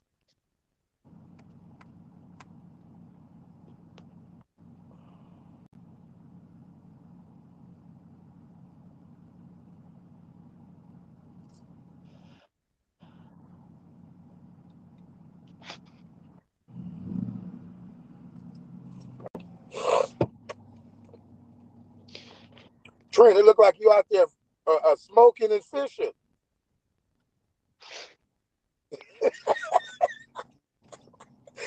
Hey, y'all, this Terry, I'm finna fall back. I'm finna fall back for a minute. I'm gonna be listening to y'all though. I'm finna go in here and try to clean up. I gotta clean up this crib. All right, I got a question for the brothers and sisters who've been in the books and stuff. Have y'all heard of the secret book of John? Repeat that. Have y'all heard of the secret book of John? It's one of them Gnostic texts. No, I ain't never heard of it. Oh, I think you might want to read it. It got some good stuff in it. I ain't came across too many people. I think back here in the back chat's one person out of maybe 100 people. Is it anything in there pertaining to what we're talking about at this particular juncture? What are we talking about at this particular juncture, Brother Terry? We're talking about black people pretty much being the originators of civilization and how black people founded the Americas. Yeah, I don't have a problem with that.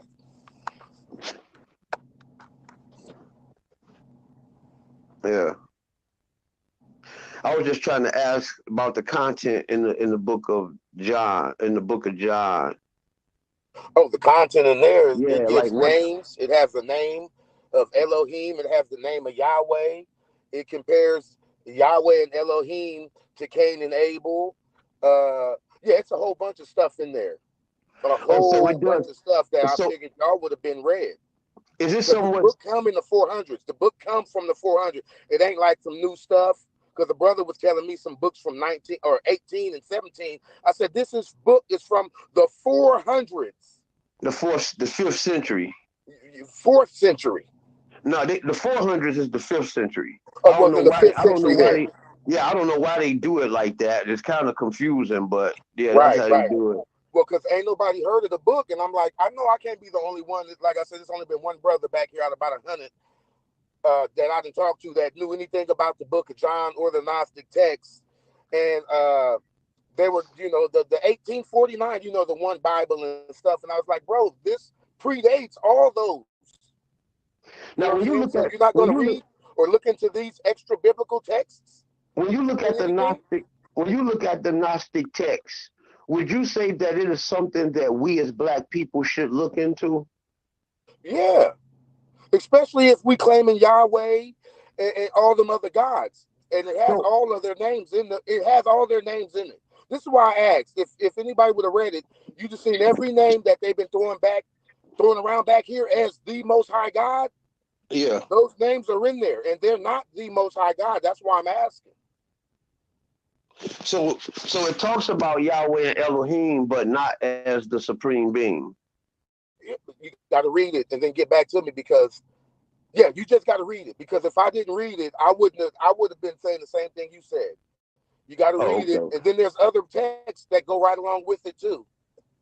So But are they in support of Yahweh Elohim as the supreme being or no? no. Oh, okay. And it said that the one who said he was a jealous God, and there's none above and before or after him. And he's the same guy who said he brings all good and all evil. Do these writings predate the Septuagint? When was the Septuagint? Around the 4th century BC. That's where this book comes from. That same time. That's what I was trying to tell you. The Same BC time. era. BC, yes, brother, Oh, yes. okay. Yes. That's why I said this book predates a whole bunch of books and Islam. And no one reads this or cares to read it. You know, it's only been one person out of 100.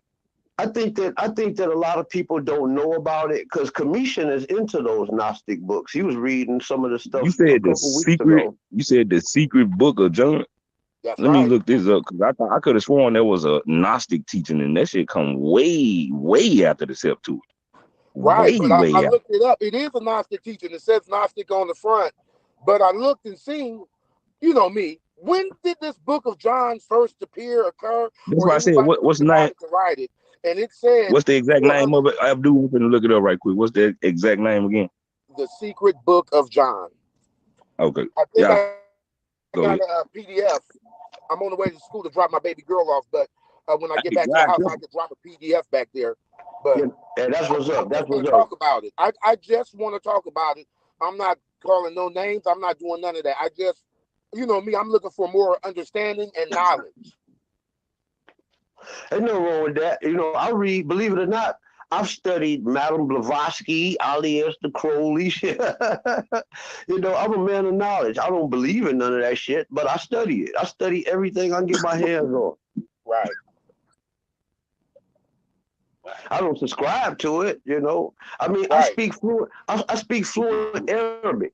You know what I'm saying? I had to read Arabic material, yet and still I don't believe in Islam. Right.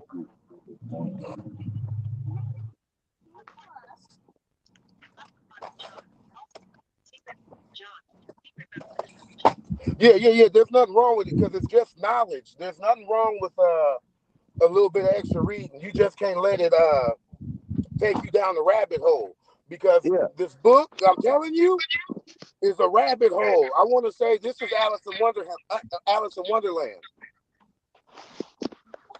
And the crazy part about it, when I was reading it, it was bringing up a whole bunch of stuff in the Holy Bible and a few things that come from the Quran.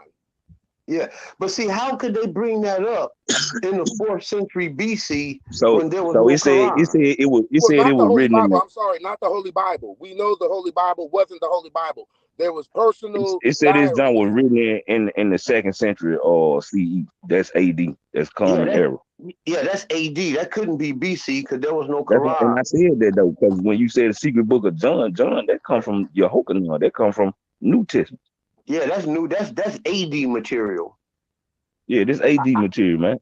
Matter of fact, they said it was first known to a church father named Irenaeus, and it had to have been written before 180 CE. So Arius started all of that Gnosticism, huh? Well, I ain't gonna say Iranian started it, but he definitely was the first known to be dealing with this secret book of John. That's what they But now saying around the you 7th talk century. about the areas that was kicked out of the Nicene Council. I think this him. They calling him a church Yeah, father. you're right. You gotta look at you 180 gotta look at CE. Marcion. You gotta look Yeah, at this is from Marcion. 180 CE. What is CE, y'all? Christian Common era. era. That's AD. Common era. You Oh, know, they common just era. changed it from AD to CE. Yeah. They changed it from Oh, okay, BC so they're and trying to AD separate. to So it's supposed to Yeah, be BC like and when I first read it, BCE. it I said mean BCE AD BCE and or BC. and BCE is C. before Common Era. Yeah, BCE just means before common era. They some slick motherfuckers. They wanted to take Or Jesus out the before, shit. That's all. is that before Christ or before Common Era? Same Nah, it thing. was before Christ. Now it's called before common era. Yeah, because you can't say before Christ, because truthfully, Christ had to have been born before the Common Era, because King Herod Right. had died in the BC era, and Christ had Yeah. left Now because before Christ left because of Herod. Herod died in the BCE. Herod, yeah, yeah, yeah. You King talking Herod about died Herod? like what? 6 to 4 BC. King Herod died. Yeah, something like that. Yeah.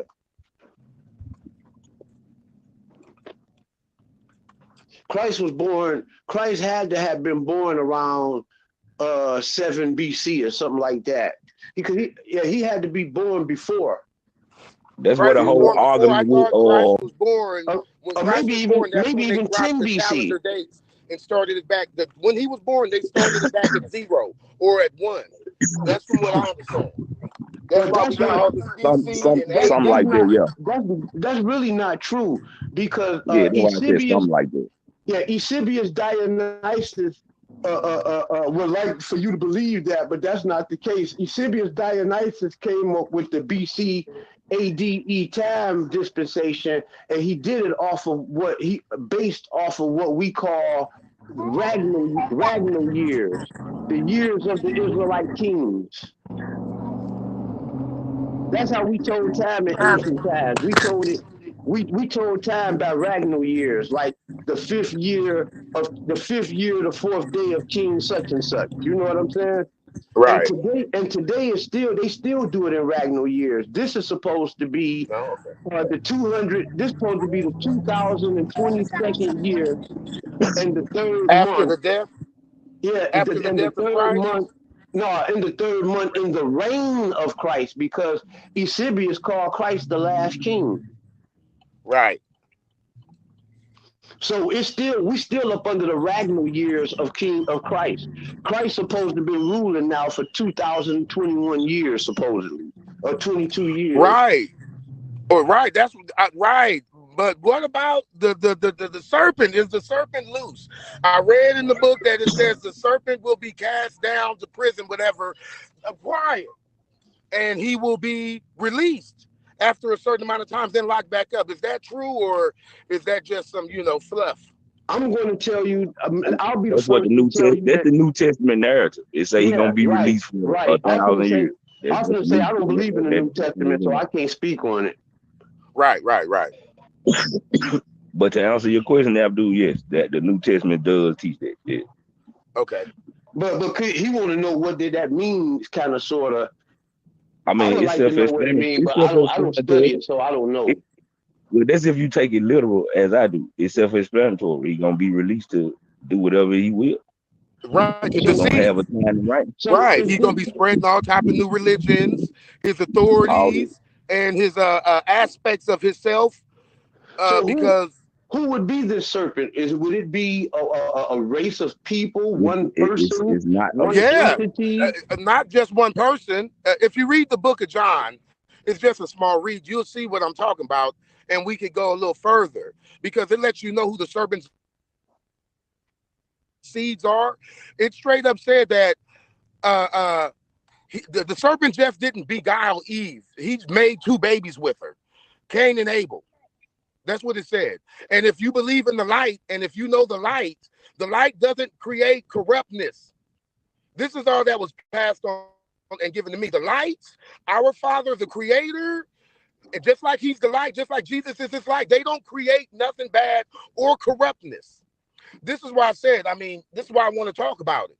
because I want somebody to Well, tell he me that the actually Most do High, claim that he create the bad. He uncorruptible God absolutely makes said he bad does. things.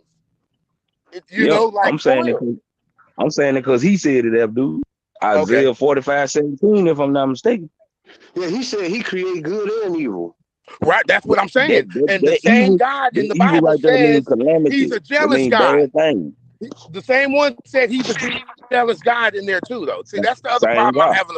Those two things. I'm a jealous God, and I created all good and all evil. See, read the Hold book on, of stop, John. stop, To hold on, me. stop. See, that's what. See what you just did. He didn't say I created all good and all evil. He didn't say that. He said he create good and evil. He letting you know he make good shit happen. He make bad shit happen. So Right. he He didn't not make. taking So claim he for. didn't make. He not He didn't taking make claim for all the all the good and all bullshit. the bad. You know, He not you're taking claim for responsible. all the bullshit. Yeah, we're responsible for creating good and bad too, because we was created in the likeness of His Exactly. image. Exactly. Right. See, that's When why I he want talking you guys. about good and evil, he talking blessings and curses in so many words. Yeah. The type of evil Right. he creating is like I said, calamity, famine, shit like that, desolation, that type of shit. Right. Yeah, it was a good read. That's all I was just, I read it. As a matter of fact, I read it 5 times over 3 days because I was looking for some understanding.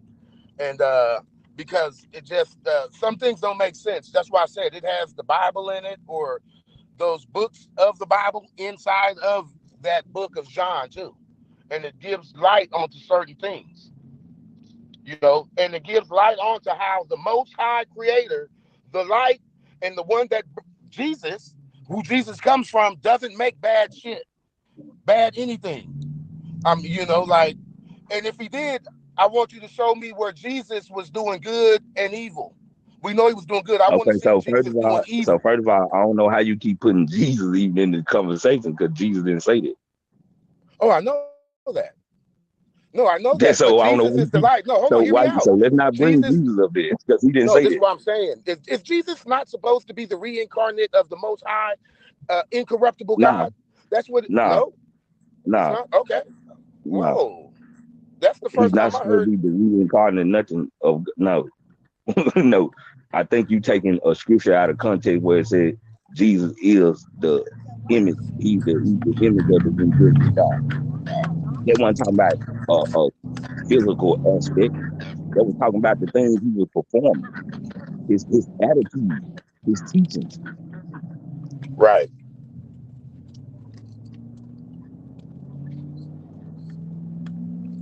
That's why he kept making it his business to say, y'all ain't never met the Father. But I have, and Right. I'm But revealing him then he to you. said, if How you was he have met revealed? Hold on, let me me, finish. Let me then finish, you've dude. met the Father. Abdul, you gotta let me Am I right? But exactly. You making my if you point. met him, So then you what met did the Jesus do? Father. So what was Jesus doing? Helping, wasn't he? Walking around, And giving the word, telling them how to pray to the Father. he was Good. doing good. He was doing the work of the Father, and he was letting you know Right. Which is good. this is how the Father What? operates. So he wasn't Good. saying when you Right. looking at me physically, you physically seeing God. Nah, that's not what he Well, was right. No, no, teaching. no. We know that God ain't flesh. We know that. But if he was supposed to be the birth representation, the Holy Spirit came and got Mary pregnant and all that stuff, well, then, yeah, Jesus is not God the Father, but Jesus has God the Father in him. You know what I'm saying? And like I was saying, Righteous, if righteous. Jesus would have been out here, like, did Jesus say, was Jesus a jealous leader? Was he Yes, he jealous? actually was. He Yes, he was? actually was. That's why he went in the temple and tore shit up. Yes, Yeah, I heard he went in the temple and threw. that was out of a moment of passion. That was out of a moment of jealousy. Yes, Right. they was fucking his father's household. Yeah, Who's speaking now? Trentus? Yeah, that's yeah. right. Yeah, Trentus, you got a little knowledge on your hands over there, Doc. I be listening to y'all, bro. I'm impressed. Now, see, I be listening to y'all, bro. I don't get to hear Trentus much. That's why I was saying earlier, man. I like hearing you brothers talk, man. When y'all be talking like how y'all been talking today, I love to hear that. I just learned a lot. Oh yeah. Now, but you the same guy who thought I couldn't whoop Tahuti while my students banging his head in. I mean, no, I said that subject. I said on that topic. Oh, I said okay. I ain't think you could touch him on that topic. Oh yeah. I can't touch him on Kemet because I don't study that. But what I do know, like, I know a lie when I hear one. Like now, if he come at you on some biblical shit, then yeah, hell yeah, I believe 100% you'll kick his ass. And I hope this is going live right now. Tahuti, I think that the brother Terry will give you the business on any biblical subject. Oh, and then if we also live, let me get this out. Big Trenny Wade, Tahuti, this your boy. This your boy. Judah, whoop your ass, Tahuti. Yeah, Judah laid that boy down, dog.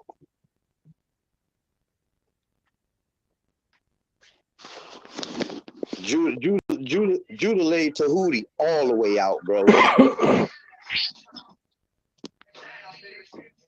I just outside of just straight up being rigged or biased, you know, I can't see no way how they even say that man beat Judah.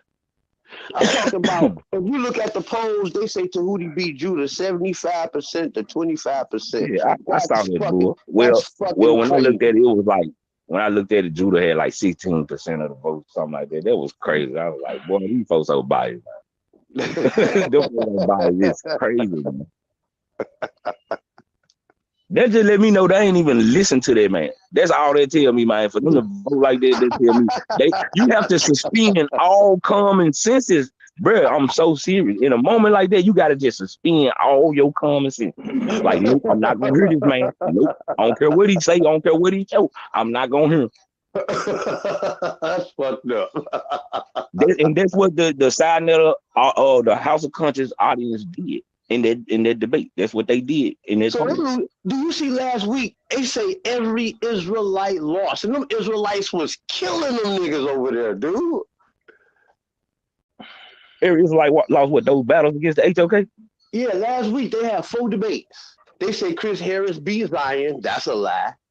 I didn't see that one. I haven't gotten a chance to watch it. Zion Lex beat the hell out of him.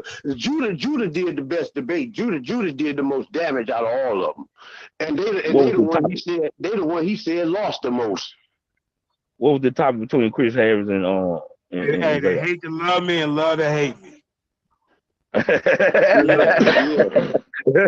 That's about sum it up, Judah. Hey, now they about sum it up. Pretty much.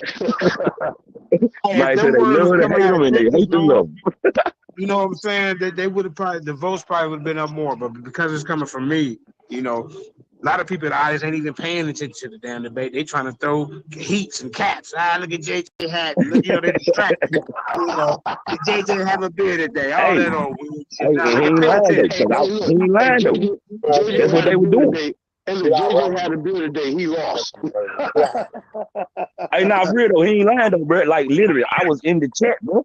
That's what they was doing. They weren't even listening to Judah, bro. They were too busy trying to mock the brother. Yeah, because I told Hootie, I said, bro, that Council of Nicaea, Council of Alexandria and 287 don't even exist. I said, your letters are forgery. I said, who brings a forgery letter to a debate? Come on, man. And if you go to the live, look, Terry, you go to the live chat from that debate. I say, right soon as Judah say that, I said, I'll debate over it. Yeah, debate over. I ain't make another comment. I don't think I made another comment after that. I'm like, debate over it. Hey, Trish, tell Judah what this means. The debate is over with, right? The debate over, done. The people that start calling in, asking questions, that means the debate is over. Now that the debate is over, this nigga want to start back up the debate again. What that mean? he know he lost. He inadvertently admitting a loss. He's accepting defeat and he want a rematch. Pretty much, he was trying to give. I told JJ he was trying to give him that L back. Yeah, he conceded to that loss, man. Because if I keep killing him, I'm going on about my business. Hey, that ain't no difference than you beating my ass in the street and I go back and get my boys or a gun to fuck you up. Righteous. Now you want to jump a nigga. Back. I'll give you your L back, buddy. Gonna jump you. Yeah, they gonna jump a nigga, dude. He did that was a defeat, man. He was suffering in the agony of defeat, bro. Hey, the man started, he kept trying to debate after the debate was over, man. He kept putting up slides, asking questions, bro. The debate over. Bro, you can't add no extra shit going on here. Who you talking about, bro? Hey, Tahuti, you still one of the most intelligible people I know. You still one of the smartest brothers in the world. That nigga proved how that man stupid he kicked was. your ass, family. To me, in that debate, Tahuti showed me how stupid he really, really, really fucking was, bro. He would rather call the Septuagint a white Greco writing than to call it a Jerusalem Semitic writing. Oh, what was the topic between Zadok and Chris? I mean, he was saying that the Greeks pretty much put together the Septuagint, the white man. Irregardless to the fact of the black scribes in the black land Egypt that they were in. You heard me, Terry. What was the debate topic between Chris and Brother Zadok? It had something to do with. It was some crazy shit that had something to do with. Is the book of Deuteronomy a prophetic book, or was it taken from the Sumerian treaties? What the fuck?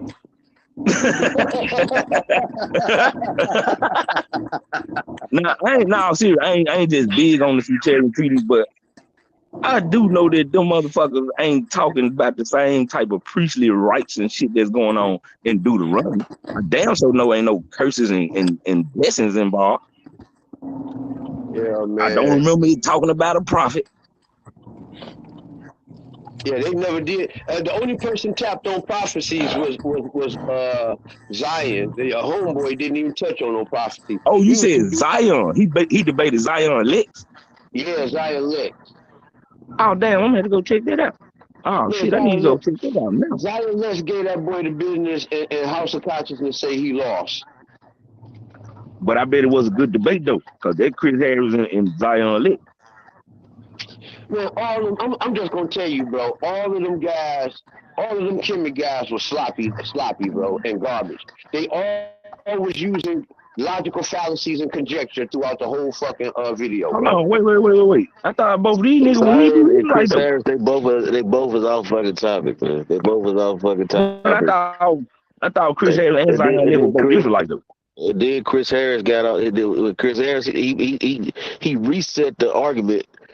But then once he reset the argument, he ended up contradicting himself and says, and damn near agreed, like he contradicted himself. Yeah, I will That's say the rule, Bill. I was expecting that to be the best debate out of all of them, and it wasn't. Nah, man, they need to go back to the drawing board on that one, man. They both got off topic. The shit just wasn't. We did a whole breakdown. The whole goddamn debate. I didn't know what the hell they was talking about. I know that. I don't care what Judah say. That shit always funny. Maybe tripping me out, man. He won. You ain't thinking about Moses' bones. You know, because think about it. Chris said Deuteronomy is just a legalistic book. It's not a book of prophecy, right? But then he goes off and talk about, well, the Greeks took the fucking Jews into Egypt in ships. Well, nigga, you just contradict yourself because that's what Deuteronomy talking about. Nigga going into Egypt in ships. So you just. So, nigga, that's a contradiction right there, boy. You done. Technically, you supposed to lose because you conceded the goddamn point. All of them guys conceded. All of them guys got caught conceding the points. Hold on, but look, see, this one I'm getting confused with, though. Terry, you keep saying all them commissioned. So Chris Harris commissioner?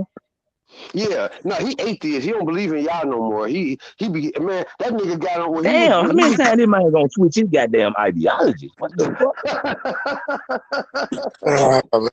Hey, well, you see, that nigga wasn't that nigga saying Cobra, man. Sometimes new experience and new knowledge make you change your position. Yeah, well, I mean, these niggas about to turn into gays and fags and every motherfucking thing else doing that, following that Man, shit. that's why the scriptures say much study is a weariness to the motherfucking soul. Yeah. These niggas Right. Don't it weary. say you're They supposed to soul have is the weary. spirit with you when you're studying? If the You spirit said ain't what, with you when you're Abdul? studying these books, is it official or is you just leading yourself? Look, man, I've been an I Israelite mean, over 30 years, bro. I mean, Okay. you know what? You know what? I would have to agree, like you said, you need the spirit to, because that's why Christ said the spirit gonna bring all things to your remembrance and Because what is all right? so on Truth and is so truth forth. is a So spirit yeah, too. yeah, I've been You an I know, would so agree Israelite. with you, I've Abdul. been you an want the Israelite spirit of over the truth. 30 years, and I'm here to tell you that Chris was a part. It was a part of Judah Nazareth's hookup, a fucking Facebook, YouTube, social media Israelite group, and really not a real Israelite group whatsoever. They don't teach Yeah, because when I first real met him, he was Israelite history. yeah. When I They first don't met him, he teach was real Torah Israelite. Knight. Yeah, How do you Torah Light don't determine I've teach been who trying real. to has call you for a real week now, Israelite cousin. history? Yeah, they don't teach real Israelite history and principles over there. They be talking about all this How esoteric do you shit. determine who has the correct Israelite I like. I ain't hear the brother. I ain't hear the brother statement. He broke up on me. Right. history and principles? I just know that stuff coming up out of Torah Nights don't have nothing to do with Israelite history. It has nothing to do with Israelite culture. That stuff is a bunch of esoteric shit that really is It's fallacious. Kabbalah. Yeah, it's It's Kabbalah. Kabbalah. Yeah, you talk about the temple. He spent all this time talking about a temple that don't even exist. That's why Tahuti beat the hell out of him in that damn debate. And he want to say Do he been an Israelite. Nigga, go run with Ben Ami somewhere over in Israel speaking Hebrew 24/7. Then I believe you an Israelite. Cause that shit y'all following, that shit ain't Israel, bro. how do y'all determine who is Israel and who ain't? Like based Well, on that's what? not my place. That's Yah's place. I'm not the judge, bro. My But you're saying they what don't I speak the real Israel or the factual well, history. they Like don't what? speak. Okay, but they don't speak no Hebrew. No Oh, you fake mean they don't speak Hebrew, the no language? real. Yeah, they don't speak no Hebrew, Oh, no okay. fake Hebrew, no real Hebrew, none of that shit. This nigga talking Damn, Kabbalah. damn, the man said they Okay. don't even speak fake Hebrew. God damn. Yeah, they teaching Kabbalah and shit. They not teaching scripture. They teaching stupid shit. I'm only asking because I'm not an Israelite, so I hear a lot of groups say that they speak the truth and the other ones don't. So I'm just saying, how do I, somebody who outside, sit here and say, okay, this one got the facts. No, this one When got the facts. somebody Because when everybody somebody preaching from the speaking Bible. when Man, somebody the speaking, one that embody them scriptures, big bro. The one that do what Israel do. I say the one person that you know that's telling the truth is when he bring that scriptures to reality. You dig what I'm saying? When he take the scriptures out of La La Land and make that shit real. You know what I'm saying? When the facts, when history, science, and linguistics all match up with what come to emergence in his teachings, that's when you know that person is telling the truth.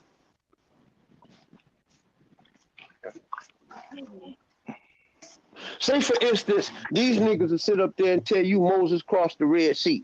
But if you go to the Tanakh in Hebrew, it said that he crossed the Sea of Reeds.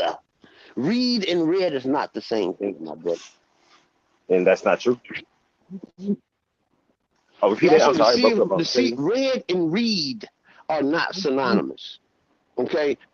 And Oh, the Tanakh in Hebrew, it said Moses crossed the Sea of Reeds, Reed. oh wow. I never heard it. Yeah. So That's right. so when you know the truth when things start to match science, linguistics is a science. It's a discipline. You learn it in school. Okay, with linguistics, history, and all of the sciences match what you saying. That's bringing the truth to reality. That's preaching truth to power. Hmm. What groups y'all rock with that y'all feel like have accurate information?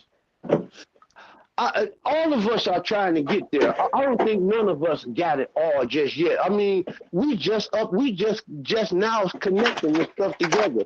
You know, we're now at the point to where there's more Israelites now than there ever been. So there's more minds putting this stuff together and constantly evolving this truth. But out of my teaching, the best group that I've came across was Ben Ami's group, the group that's over in Dimona, Israel. I heard, hey, Ark, if I may, family, if you a critical thinker, just go to these platforms and watch debates, fam. Like, that's the best way for us to determine hot from cold, right from wrong, a fallacy from fact. And we are critical thinkers, and we already have discernment and understanding. So I would tell you, family, to keep tuning in to these debates, because there's actual people that are budding scholars or that are trying to study on who we are, that are going and actually like dueling with this with other folks that are doing the same in real time. And man, that's where I've learned a lot from as well. Man, we got Aaron in the house. Man, I've seen this brother grow tremendously.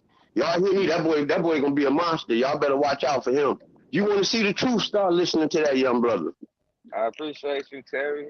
All praises, man, to the Father and Him alone. But hey, all I gotta say is in Isaiah 42, and also I believe Isaiah 44. When you go into the Hebrew, like Terry was talking about, when you go into the pre-Masoretic influence text, it says that Jacob and Israel have the spirit of Yah put into them. They will be a light to the nations. They will judge the Gentiles. So in short, all I'm saying is that if you believe that, then we already know we have a strong spirit of the Creator instilled in us already. Hey, so we have the foundation already. I read in Zephaniah, I believe 12, if I'm not mistaken. It was talking about how the house of David shall be a Elohim to the world. Say that, bruh. Say that, bruh. The house of David will be an Elohim to the world. How do we know who's the house of David? Well, that's a good question. Jeremiah 17:4 help you out, man. I believe it actually get answered in the book. Help you out. You said Jeremiah 10? Jeremiah 17 verses 1 through 4 is primarily talking about Judah, and we know that the righteous or that the ruling scepter is not going to depart from Judah. We also know that Judah's tents will be saved first. So we know that there's a lot going on with this particular branch, but Jeremiah 17, 1 through 4 kind of helps with determining on who that branch could possibly be, because, mind you, it says that they're going to be void of heritage, void of ethnicity in a land that their forefathers never known. And I'm just saying, I believe that a bulk of us here in America, and I use the 400-year prophecy huge, and that 400 years primarily pertains to African Americans here in this nation, which held us 400 years. So I believe that through our mistreatment, through the chattel slavery, through these laws, through everything else, it has sharpened us more. And that's just my personal point of view. Well, one thing on a secular level, I know that the Muslims have writings about the Allah Mausa and the Benai Dawood, which is the sons of David and the sons of David and the sons of Moses. They have all types of oral traditions about people throughout Africa, more so in the Sudan, in the Belal el Sudan, which is not the Sudan of today. The Sudan of today is in East Africa. The Belal el Sudan of history is the Congo in the Western Sub-Saharan Africa. So when you look, people looking for Jewish history, we read about the Jewish histories of the Belal el Sudan, and a lot of people is looking in the Sudan of today and don't find no history. But that's because you're looking in the wrong place. After the Berlin Council, this white man redivided and scrambled Africa all the way up. None of the boundaries are the same and none of that. Facts, man. And folks ain't learned about King Leopold and his conquest in our history, man. That shit changed so much with the motherland and with what we perceive to know as the motherland today, especially cartography. Hey, I'm gonna click you in later on tonight. I'm gonna try to get us all to go live on this topic tonight, man. 'Cause it's too many. It was too much great information going out throughout this whole back chat, man. I should have recorded it. It's being recorded. That sounds good. Oh, it is. Yeah, it's being recorded. I was already Oh, on. good. I ain't got to do nothing then. Just keep it. It's been recorded for the last 2 hours, bro. Oh, great. Everything. Yeah. Good information came out. Great information came out. And see, that's the type of backtrack conversations I want to have. I don't want to be having these conversations. We calling each other names. We got agitators in the back chat that ain't bringing no kind of sources, reference, or any type of scholarship, bro. We passed them days, man. I don't know why somebody's still living like a dinosaur, man. We gotta cut this shit out. You go back and listen. Even the dissenters was bringing heavy information today. Yeah. But Brother Fontaine, he knew he usually hang out over there at the gospel platform. So when he came in, they kind of used to, just kind of grilling Israelites. And it's not like that back here. But you gotta answer some questions too, bro. We ain't doing So I it. got a question, y'all. This is Sean here. All right, what's up, Sean? So I haven't. Hey, Sean. What's up, y'all? Yo, Jeremiah. Something that calls you the drunken Hebrew, dog. I mean, you didn't hear him say that shit, man. Yeah, I heard him say that. I got on the phone and called Jay as soon as he said it. Man. Jay was watching him. Yo, we do. Jay cussed his ass out in the comments. Damn, man. So my question is, who then, because I haven't been an Israelite for 22 years. I was in ICUPK back in the day before it became ISUPK. So the question is then, who is the final arbiter of truth? And the word arbiter means a person who settles a dispute or has the ultimate authority in a matter. So who is the final arbiter of truth? I can't say it's one man. You know what I'm saying? The Most High has poured His Spirit out among all Israel. So some of us, I mean, the Spirit of truth, it must be amongst the Israelites. If I have to say one person, I'm just gonna say Israel. All right. Anybody else want to answer that question or have an answer? I would say that it would for sure be. I mean, if it was a people or a nation, it'd be Yasharah for sure. It's not just Yasharah as a whole, but the righteous remnant of Yasharah that are coming back to what we're supposed to do. But the actual answer I would have would be our Creator Yah and the black and white laws that are pronounced in Torah. So if you ever have any discrepancies with anything, the black and white of Torah is where to go. Well, y'all ready for my answer of who the final arbiter of truth is? And that's a person who settles a dispute. Me. and you individually, and everybody individually. We're the final arbiters of the truth, of what truth is. Ain't we all saying the same thing then? I mean, it's us. Yeah. And we Israel. Well, I'm just saying that I personally, internally, have to be the final arbiter of truth because we all listen to the videos. Somebody say this person won, that person won. We're not all on the same page. So we have to be the ones to determine what truth is or isn't. Hey, Sean, we get that vote. That's us. This Sean speaking, right? And everybody. This Sean speaking. Who do you say won that debate between JJ and Tahuti? See, the other day, I watched it and I really didn't call a winner or loser at all. I thought both sides had good information and good questions. But I don't see, because Jeremiah was saying where he said something about the Greeks wrote the Bible, something. There's some points that y'all saying that he lost on. Y'all can help me out and say where y'all think, because I said I didn't call a winner. I thought it was a good debate. I thought Jeremiah had good questions, like really good comeback questions for him and stuff. But I don't see where the slip up is. Tahuti said that the Alexandrian Council put this thing together, but there was no Alexandrian Council till like 500, 600, 700 years later, man. Okay, I know that I can't prove. So, because I can't prove there was an Alexandrian Council the same way I can't prove there was a Council of Nicaea. We may be able to prove there was a Council of Trent in like the 1500s, I guess, but I can't say that it's official that there was a meeting between people many, many years ago, and this is what happened. This is what didn't happen. I don't fucking know. But he Anybody was can say saying there's a that meeting. he was saying that this is an undeniable historical fact. That's what Yeah, he it's was a saying, and it is historical not. fact. Yeah, see, And then look, when I caught him, I said, "Hey, bro, Yeah. I said there's no such thing as an Alexandrian council in 287 BC." He said this for an hour and 24 minutes that this council exists. This council is historic. And then when I finally hit the nail on the head and said, "Bro, this don't exist." Then when he came back in, he said, "Oh, I meant library." Well, guess what, bro? The Alexandrian library, there's no archaeological, historical proof of this either. So now where are we going? Well, look, because I've been looking for the library for a long damn time myself. Like, where's this library y'all talking about? You can burn down wood, I would think, in the inside of it, but the building or the foundation should be some damn where. Show me this shit. I ain't never seen the Library of Alexandria. I don't know what that is. Right, now you got one library. You got one library at Alexandria with hundreds of thousands of manuscripts and not one manuscript. I mean, when people check stuff in and out of the library, how come there's not one Alexandrian manuscript? No, I don't know. I mean, look, I've been looking for the library for a long time. Show me at least where the building was and shit. It would be easier to look for the manuscripts. You can't even find no manuscripts. Yeah, I mean, yeah, that's difficult.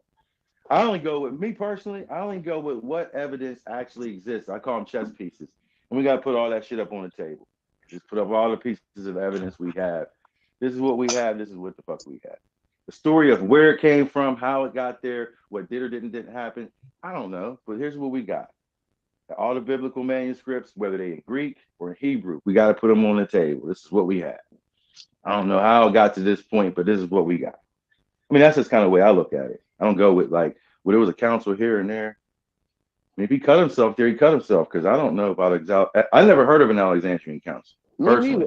I went to school. I never heard. I think there's a source for it that maybe on Wikipedia or something. I don't know nothing about that. I went to Wayne County. I went to Wayne State Community College, Knoxville College, and I majored in history to be a history professor. I'm telling you, that stuff is not in history, bro. I don't think so. I never seen it. I know it's not. Yeah, I know it's not. And when he first presented it to me, I check, and double check, and there is not there. Yeah. The only thing you're going to get about an Alexandrian council, he talk about 287 BC. The only Alexandrian council that the Alexandrian council began in the Christian era. 231. Yeah, in 231 up under Augustine of Hippo. Hippo is Carthage, North Africa, bro. Let me hit it with one more thing. And then listen, in 324. At 324 AD, that's when they start calling this the Septuagint. The Septuagint. Ptolemy wasn't even talking about Philadelphia. Ptolemy wasn't even talking about a goddamn Septuagint. And then even in the Alexandrian council in 231 AD, they ain't talking about no damn Bible. They talking about getting the city together and literature and poetry and shit. Yeah, and so I don't know what the hell Peru he's talking about. Yeah. The nigga don't know his day, so he trying to pull a fast one, and he got caught. And but see, he threw the rock and hit his head because he sat up there and said you didn't know history when he didn't know history. I gotta look back at that then. See, I missed that part somehow. I could have fell asleep. Like JJ, you don't know history, dog. You don't know history, bro. Mm-hmm. I'm talking about your dates. You said the Alexandrian council under the Ptolemies. No such council existed. The only Alexandrian council that existed up under a black man, St. Augustine of Hippo, in Africa. There is no fucking way. Your whole thing about trying to say white people wrote this book is a fucking lie. Mm. He had nothing to support. He had no. Started when Reggie took his dumb ass on Sinai. You guys, I don't even know how you deal with the Bible. The Europeans wrote it. Hey, you see, I called Reggie out, and when I went on Sinai, I called that nigga out. He chose to not be. He want no parts of me. He ran to Yara. Nigga, why did you do that? All my brothers are sharp. Yara tore his ass up.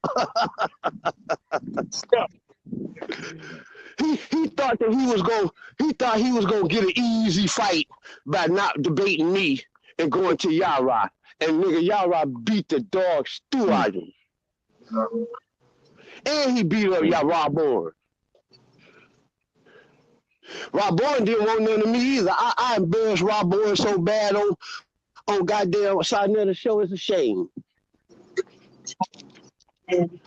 Talk about ain't no Africans get on the boat. Then he mentioned Job Ben Solomon. Nigga, I broke Job Ben Solomon down to you. The man name is Job Eob Ben Solomon. That's a Hebrew name. I speak Hebrew, nigga, fluently. It's Eob Ben Solomon. I speak Arabic also. Eob Ben Solomon in Arabic is Eob Ibn Solomon. Ibn. There's no records of no Eob ibn Solomon. You said he was Muslim, bro. When you read the stories of Job bin Solomon, he said that he was captured and his father was a priest in synagogue, dog. Ain't no priest in fucking Islam.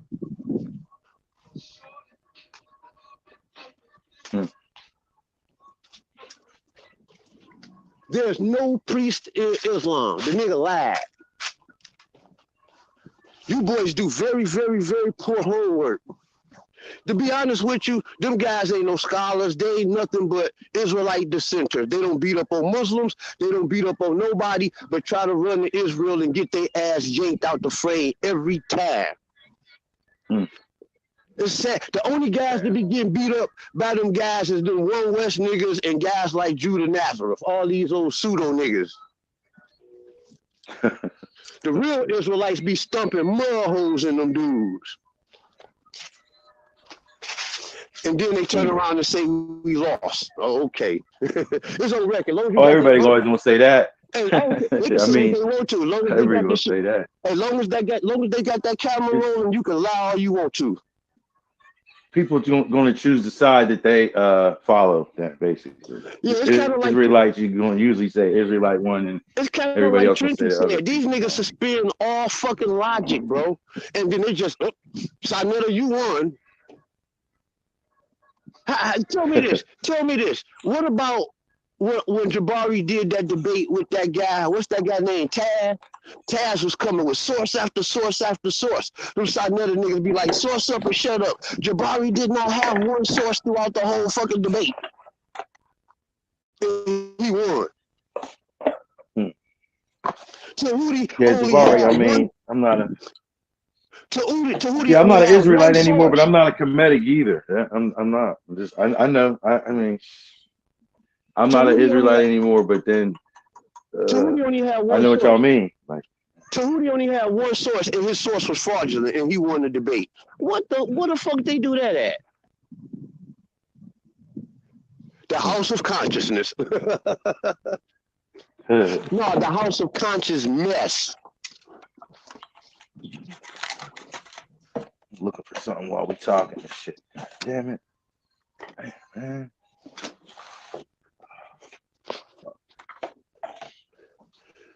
I'm gonna let y'all take over. I promise I was gonna fall. Yeah, I was looking for a lens cleaner. I was just asking a question because I mean, the way I get down, I'm the final arbiter of truth. I'm not, to me, a book, a doctrine, anything. It's me. Shit. But to separate and disseminate information takes a lot of fucking work. Because I've been studying since I left at ISUPK in 2002, and just still learning and admitting to myself that I didn't know everything back in the 90s, and I still might not. I'm ignorant to certain things. I'm not ignorant of any goddamn thing, though. I'm not going to ignore anything. I'll talk about everything and anything. I think I'm the one that has to sift this shit out. I think the ISUPK so bottom of the barrel is a goddamn shame. I don't even know if they teach a lot of the same stuff they used to. UFOs, they taught all that Dr. Yorkie type shit. They taught UFOs back in the day. Everything that like GMS was teaching now, when they be acting wild, talking about having young girls and stuff, they taught the whole thing. But when it split up, that's when little pieces of it went different places. They taught Christ coming January 1st, 2000. Yeah. Yep, they did. They said all that. They taught all that. They teach Esau, the twin brother of Israel. They teach that he was a damn white man. When black people and white people, African Americans and white people, do not share the same DNA, nor do white people share the same DNA with the white Ashkenazi Jews. Right. There you go. There you have it. If Yeah, they y'all was taught that. twins, y'all They would have taught. some I don't know how genetic y'all feel about markers, this. bro. They taught we went to Africa, and obviously, then if Paul is an Israelite, then we were up and through Asia Minor, up and through Rome too, and we ruled the Dark Ages of Europe, all the They way up teach, through like the royal bloodlines and stuff. No, I don't agree with that. I don't yeah, agree with that they teach that the at Moabites all. were the Chinese, but when you go study Chinese history, Yeah, they don't call their history Moabology, like as the study of Moab. They call it the right. Chinese history Sinology, the study of Sinim. Who is Sinim? Sinim is the sons of Sin, the sons of Het, Canaanite people. There's no historical evidence to back up none of that shit they say. Even how they come to us, the conclusion of us being Israelites, there's no historical evidence of that shit. Talking about the people down in the islands is the Levitical priests and all that old goofy shit. Man, stop. Yeah, I questioned all that stuff years ago, and it was, to be fair to the game, it was really High Priest Yeshaya, High Priest Shazak, High Priest Ariyah, High Priest Shar. You had Tazazakia, you had Yohana. A bunch of people was putting different pieces of the puzzle together. It was a collective rather than one person doctrine. And Once they made split, all that shit yeah, fraudulent. Just like they made all that shit yeah, it was like a fraudulent. bunch of people. Yeah, it Just was a like they bunch of lost people. Yeah, Shawan it was a Kadesh. bunch of people. They lost Shawan Kadesh. All that shit Yeah. Oh, I fraudulent. got that book. They Wait a swear minute, hold up. I got that's that book here. they swear that's ancient Oh, Hebrew, shit. but to be honest with you, it is not even a language. It is very unintelligible, and you will never, ever, ever find anybody that is a fluent in that language. And to prove that you won't find that, one nigga can lie to you that he is a fluent, but find you a partner, you will never find them niggas conversating in that language. This is it right here, the Hebrew booklet. Look, when them niggas sit up there and say that they fluent and they got somebody that Lashawan Kodash. If they tell you they got somebody fluent in it, tell him to say, I'm hungry and I want something to eat right now. I bet you they couldn't do it. Ask them to tell them, ask them a question like, say, can you take me to the store in that language? They couldn't do it. Yeah, look, there's like a dictionary in the back, and it gives the words and stuff, and it's not like a concordance stuff. If you look at a concordance and look at this, you see this is some bullshit. But it says like able, above, incident, address, advice, afraid, after, against, age, all right, alone, already, altar, always, among, ancient, ancestral, ancient, and angel, anointed, answer. They made their own dictionary up, but don't have really key words that you really want to hit it home, on. It's some bullshit. You know what I'm saying? And then they have a chart in here with how the languages break down from the Lashawan Kodash to Hebrew. And where the fuck is that chart at? Anyway, it's like I don't know who made this up. I think this was maybe Shar and Yeshai both. I think I forget now. Here we go. This fucking shit here, man. Like, you got to learn this in Hebrew Academy. You got to learn this. This is the Lashawan Kodash, and it has the English writing above it.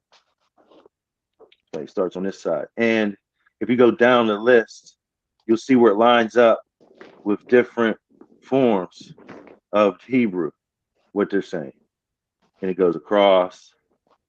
You know what I mean? It's like trying to piece it together, I guess, but it's not. Man, throw that shit This in would the be more garbage, Phoenician, but it's like, damn, what the hell is that? Like, how do you man. How do you verify that language and that in that book is true? Well, you can't because they made it up. Let me tell you something. If you can't speak a language, you can't tell me a goddamn thing about it.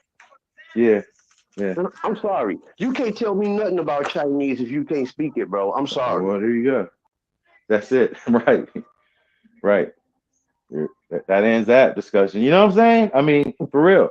They talk a lot of shit, man. Like, hey, I know some brothers that went just to like GOCC, the Israelite Church of God and Jesus Christ, Tazakla's group.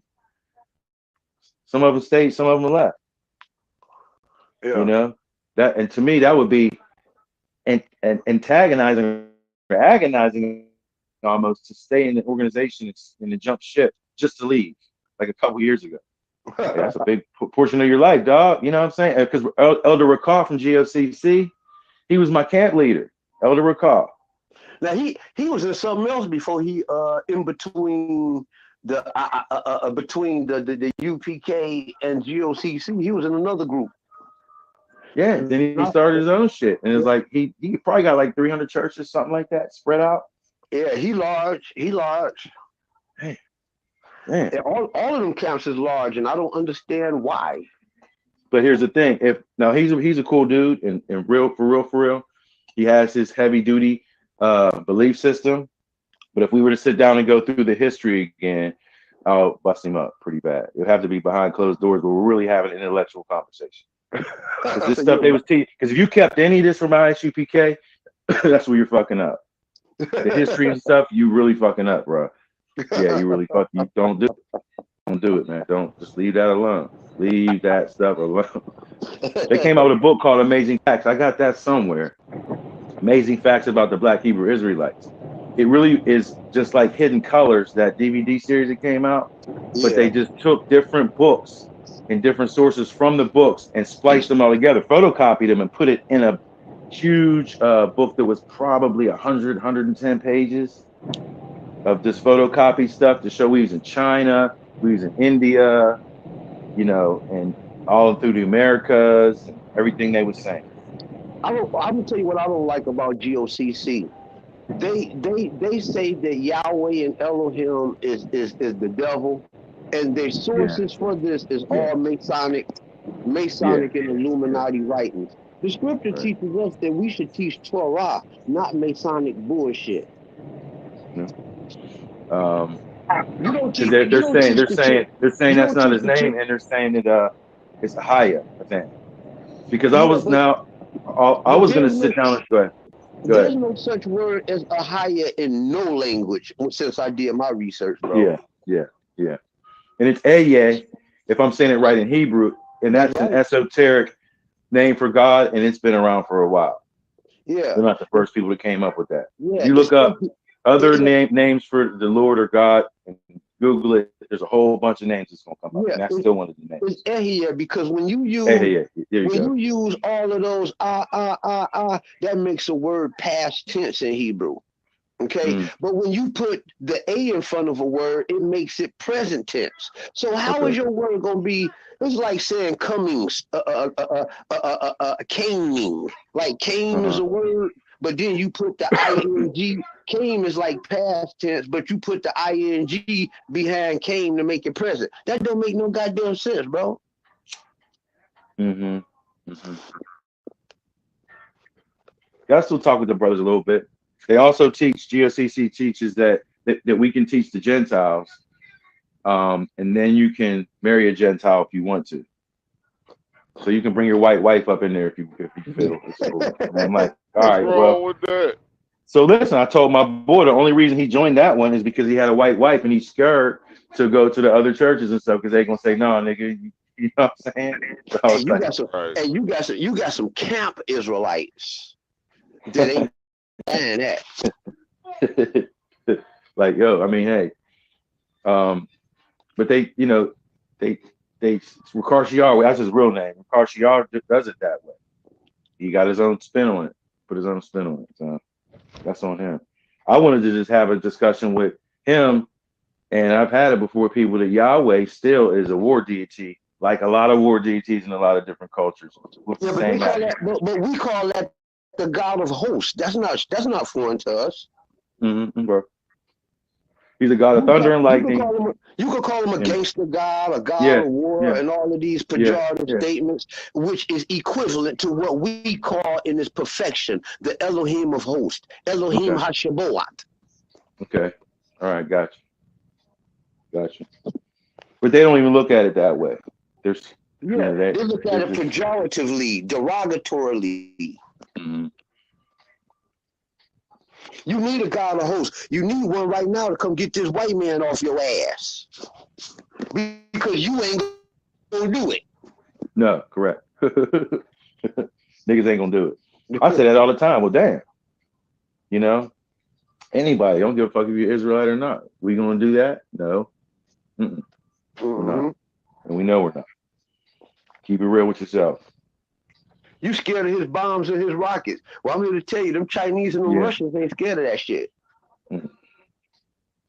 And But look, you they ain't over there. Negroes, They ain't over there fucking with Putin. Like, hey, Mr. Putin, please stop. Don't do this to people. No, just let him just do what the fuck he wants to do. He ain't doing shit. See, and white folks, you know what I mean? Them was white folks. They scared of that motherfucker, man. We got nuclear submarines too. Shit, I mean, what? They scared of that motherfucker. we got Neo, brother Neo in the building. What up, What's Neo? good, Yeah. brother? What's going on, What's bro? good with y'all? Hey, just chopping it up, my baby. Without niggas being like, fuck that nigga, pull up into the crib. Come on, fuck that. That's what's been happening in the other group, man. Niggas been going off. Fuck that nigga, what block you on? What block you on? Hey, Oh shit. my battery about to go dead. It's on 15%. I'm about to get on out of here. But I'm gonna look you guys up, man. We're gonna try to get a show going later on tonight. Go live. I want a big platform. I want about 10, 15, as many brothers as we can get on that joker.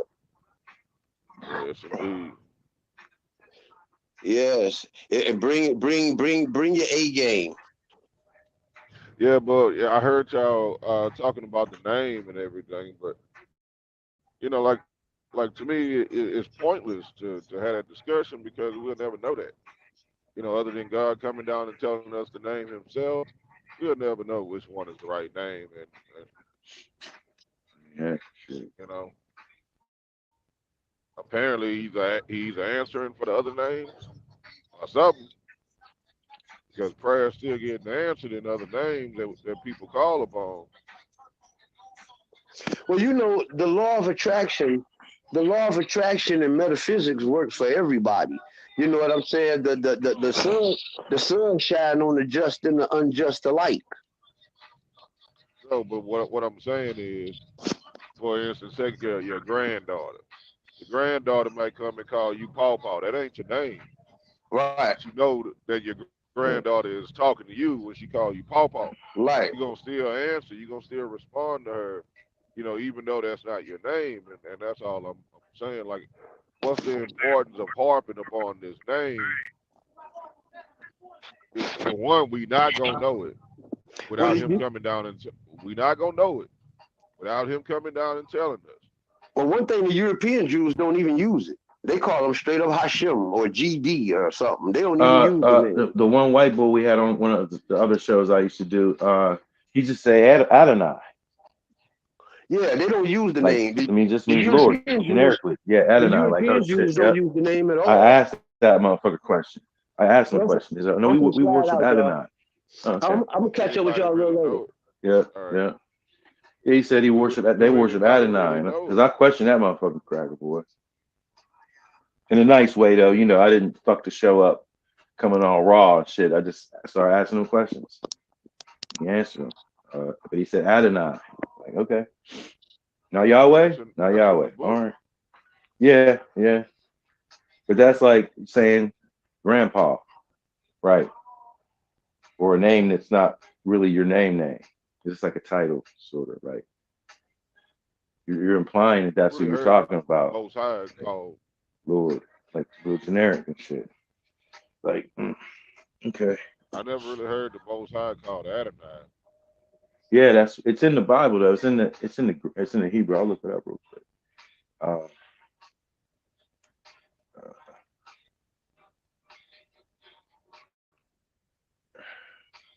Adonai is my Lord. At the same time, the divine name was increasingly regarded as too sacred to be uttered. It was thus replaced vocally in synagogue ritual by the Hebrew word Adonai, which means my Lord, which translated as Kyrios, Lord, in the Septuagint, the Greek version of the Hebrew scriptures. Yahweh, Adonai, Elohim, meaning facts. That's coming from Britannica. That's just the first thing that popped up. So it's just like saying Lord, like they ain't saying shit. The Hebrew or Jewish people now, Israelis and shit. Right. I forget what he did while he was on the show. He did a presentation about some shit.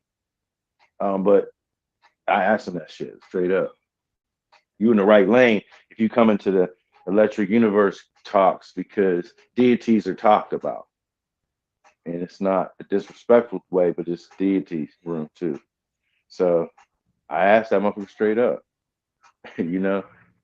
Yeah. What do you worship again now in your culture? Adonai. Cool. We don't worship Yahweh, okay? I forget what else I asked him. I have to look back at the video. Shit. But then GOCC says it's Ahaya, which is, hey, yeah, like we and the brother was saying.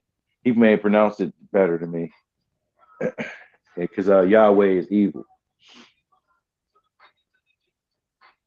So they switched that up. They moved the goalpost over because that's the way they feel. And they call the Lord by a different name.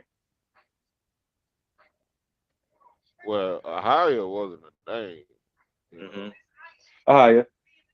So even AEA, if you saying that means Yeah. Ahia, it can't be a name. He was just saying I am that I am. Yeah, right. You know, like it is what it is. You know. Right. Right. He didn't give a name right then. The name he gave though was Yahweh. And right. like they have to throw the book away in order to say Yahweh is an evil name, but Ahia is good and Adonai is good. All those names come from the same book, and they say that this being's real name is Yahweh or the Tetragrammaton. Anyway, we might be pronouncing it wrong, but it's the YHWH. Yeah. So it's really hard to get around that, you know, like other than, you know, speculation and own personal opinion. Yeah. According to the book, his name ain't Ahia. According to the book, his name ain't Adonai. According to the book, his name ain't El Elyon or El Shaddai. That's not his name. According to the book, his only name is the YHWH.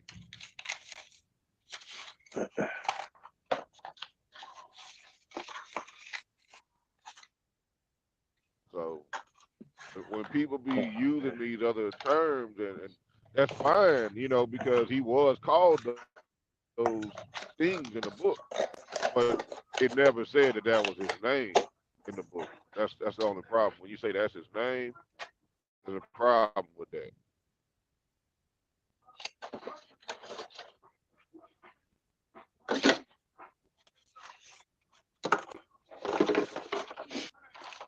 I'm looking for somebody to be talking to. Fuck. The lens, they gave me a little lens cleaner with my camera. And I can see it.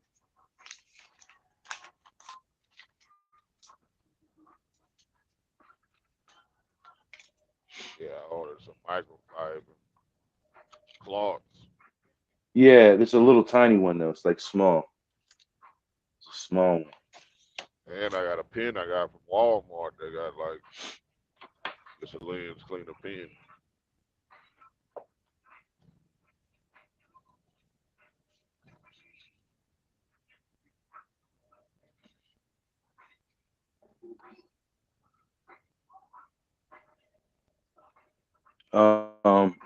And Neil, upon further review, when I did an engineering survey, that cabinet I said I was going to tear down, now I'm not tearing it down because the shelves pop out and the routed piece of wood that they pop into also comes out, so it can be moved. But the outer board has got to be rerouted. Though. I have a router. I got to cut a notch into the main frame, but that ain't no big deal. I'm only dropping it 2 inches, but it comes apart. I was like, okay, shit. I mean, it'll save me about, to doing it that way, or what I want to do is going to save me about $350 because I have the router. And I'm like, well, good damn. Whoa, I was like, hold up. That money could be spent on something else. But I thought you said you're not And using it. no, I wasn't going to use it. I have a budget for this whole studio project. Okay. So if there was a way to save like $300 or $400, I'm going to do it. So when I was getting ready to tear these fucking things down, I see that they come apart. The cabinet comes apart. He put screws on the inside where the shelves go in so the shelves can be moved. And I have a router to reroute the front of the frame. So I'm like, oh, well, shit, I'm keeping this. I'm just going to drop the shelves down to the 13 inches so all the records can go up there. Ain't going to be no books, just the records. And there's a bottom shelf, just the records. It will fit there, and I can keep my drum machine and my mixing board on that table. That's the point. Being able to do that eliminates me having to have another table against the wall with those two pieces on it, which takes up space. But you said you didn't like the table. Well, if the table is because the records don't fit on there right. The table is fine. Having a table on the bottom of a thing is cool, but the shelves ain't big enough. That's the only reason I was going to tear it down, so I can just get the record shelves and just stick them motherfuckers in there. And I was going to get 4 bins. Each bin has 16 boxes. So with 16 boxes, you have the possibility of packing 1,600 records in if you can pack them in that tight. You probably ain't gonna pack them in that tight, so you can move them around and shit. You can get at least 1,000 in each shelving unit. But with this, I can damn near get the same capacity of records on the fucking shelf if the shelves are just dropped. That's it. Drop them goddamn shelves down and keep it pushing. You know what I'm saying? Put the motherfuckers up, because now the things are on back order. The shelves anyway. IKEA, both IKEAs down here, they're on back order 3 to 4 weeks. I ain't waiting for that shit. I ain't waiting for them to have shelves in stock. And I don't want to order them because if the shit comes fucked up, it's an overweight package anyway. And they got to come back and pick it up, or you got to take it to the FedEx or UPS or whatever and send it back to Walmart. I'm not doing all that. So it'll be done though. I have it done. Yeah, I have it all done.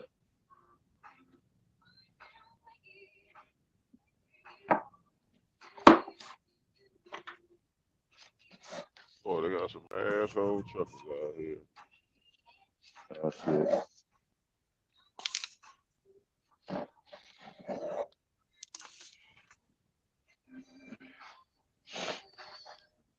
Oh shit. Well, that's a blessing. You ain't got to spend no extra money. Yeah, I mean I can do it, but fuck, I can because I want to buy some other stuff. But the budget for the project is $1,200. I'm not spending more than $1,200. And the record covers cost $660. I just not 660. I bought 660 covers, and it was almost $600 because some of my covers got wet. So now that they're dry, years later, the tops was brittle and falling apart and shit. Like, damn, what I'm gonna do with all these records and shit where the covers are fucked up? Gotta order covers, and they're not 25 cents a piece like back in the day. And shit, my homie used to own a record store, and I was like, yo, you got covers anymore? He was like, no. I said, where you get them at? He was like, oh, you got to order them from Bags or this other company, and they're not cheap anymore. They're almost $1 a piece. Like, what? $1?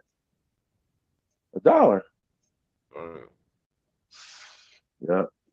So I just chewed up pretty much, not half the budget, but close to it. So I'm like, okay. Then another $350 for shelves and whatever's left over. I'm buying a heavy duty table. But I still want needles. I want some new needles. Some crates, wooden crates they sell to put records in and shit. There's other shit I still want. So I'm not going to spend over that budget. So now that I see how these shelves come apart, nigga, I'm going to save $350 and then just apply that money to some other shit. Fuck that. Because with this case too, the records is up high. They up high. I ain't gonna have books up there, but still they up high and stuff, and it'll look good with the camera on. It's flexing. Basically, I'm be down here flexing. You know, flexing. Yeah, I'm flexing. Fuck I want that. to live more bass in my damn studio. That's where I'm my dilemma right now. Oh shit. You know how when you're in a car, you get that certain feel when the bass is. Yeah. I want that in my studio, and you know, I got a sub already. I got a 10-inch sub, but it's not doing enough. Right. It's not doing enough in that big room. You don't feel no pressure from it. You hear it sound decent, but you don't feel the pressure. And then when you turn it up, like if you turn the speakers up, the volume up too loud on the computer, the subs start before the monitors do. So that means it's pushing too hard. It wasn't made to push that much. So I don't know. I was thinking about either getting another subwoofer and adding one, and have a 10 and a 12 because they just came out with a 12-inch. Who make it? Kali Audio, Kali, and it's supposed to be like 1,000-watt max, which you know my sub right now might be like a 200-watt max or some shit like that. Okay. Yeah. So it's supposed to be like 1,000-watt max, 500 continuous, and it's supposed to be able to double as a DJ sub too. Okay. You can use it out or you can use it in the studio, either one. It's made for both. Who makes it? Kali, Kali. Okay. I think I told you because I got DJ subs, but they're 12s, and they are 700 or 1,400. They do pound and stuff, but because I'm in a small studio space, I got to turn them down. Like if I just want to play, I can turn them up loud as shit. But if I want to record and stuff and play a lot of vinyl, I got to turn them down. They still pumped up, but I got to turn them down. So, you know, I was really wondering, you know, they're not really for studios. You know what I mean? These are more for outdoors and parties. Like, what's the difference between DJ subs and is there a difference? You know, like could I just use DJ subs for my studio, or do I need the actual studio subwoofer? I mean, shit. I mean, that's something to look up.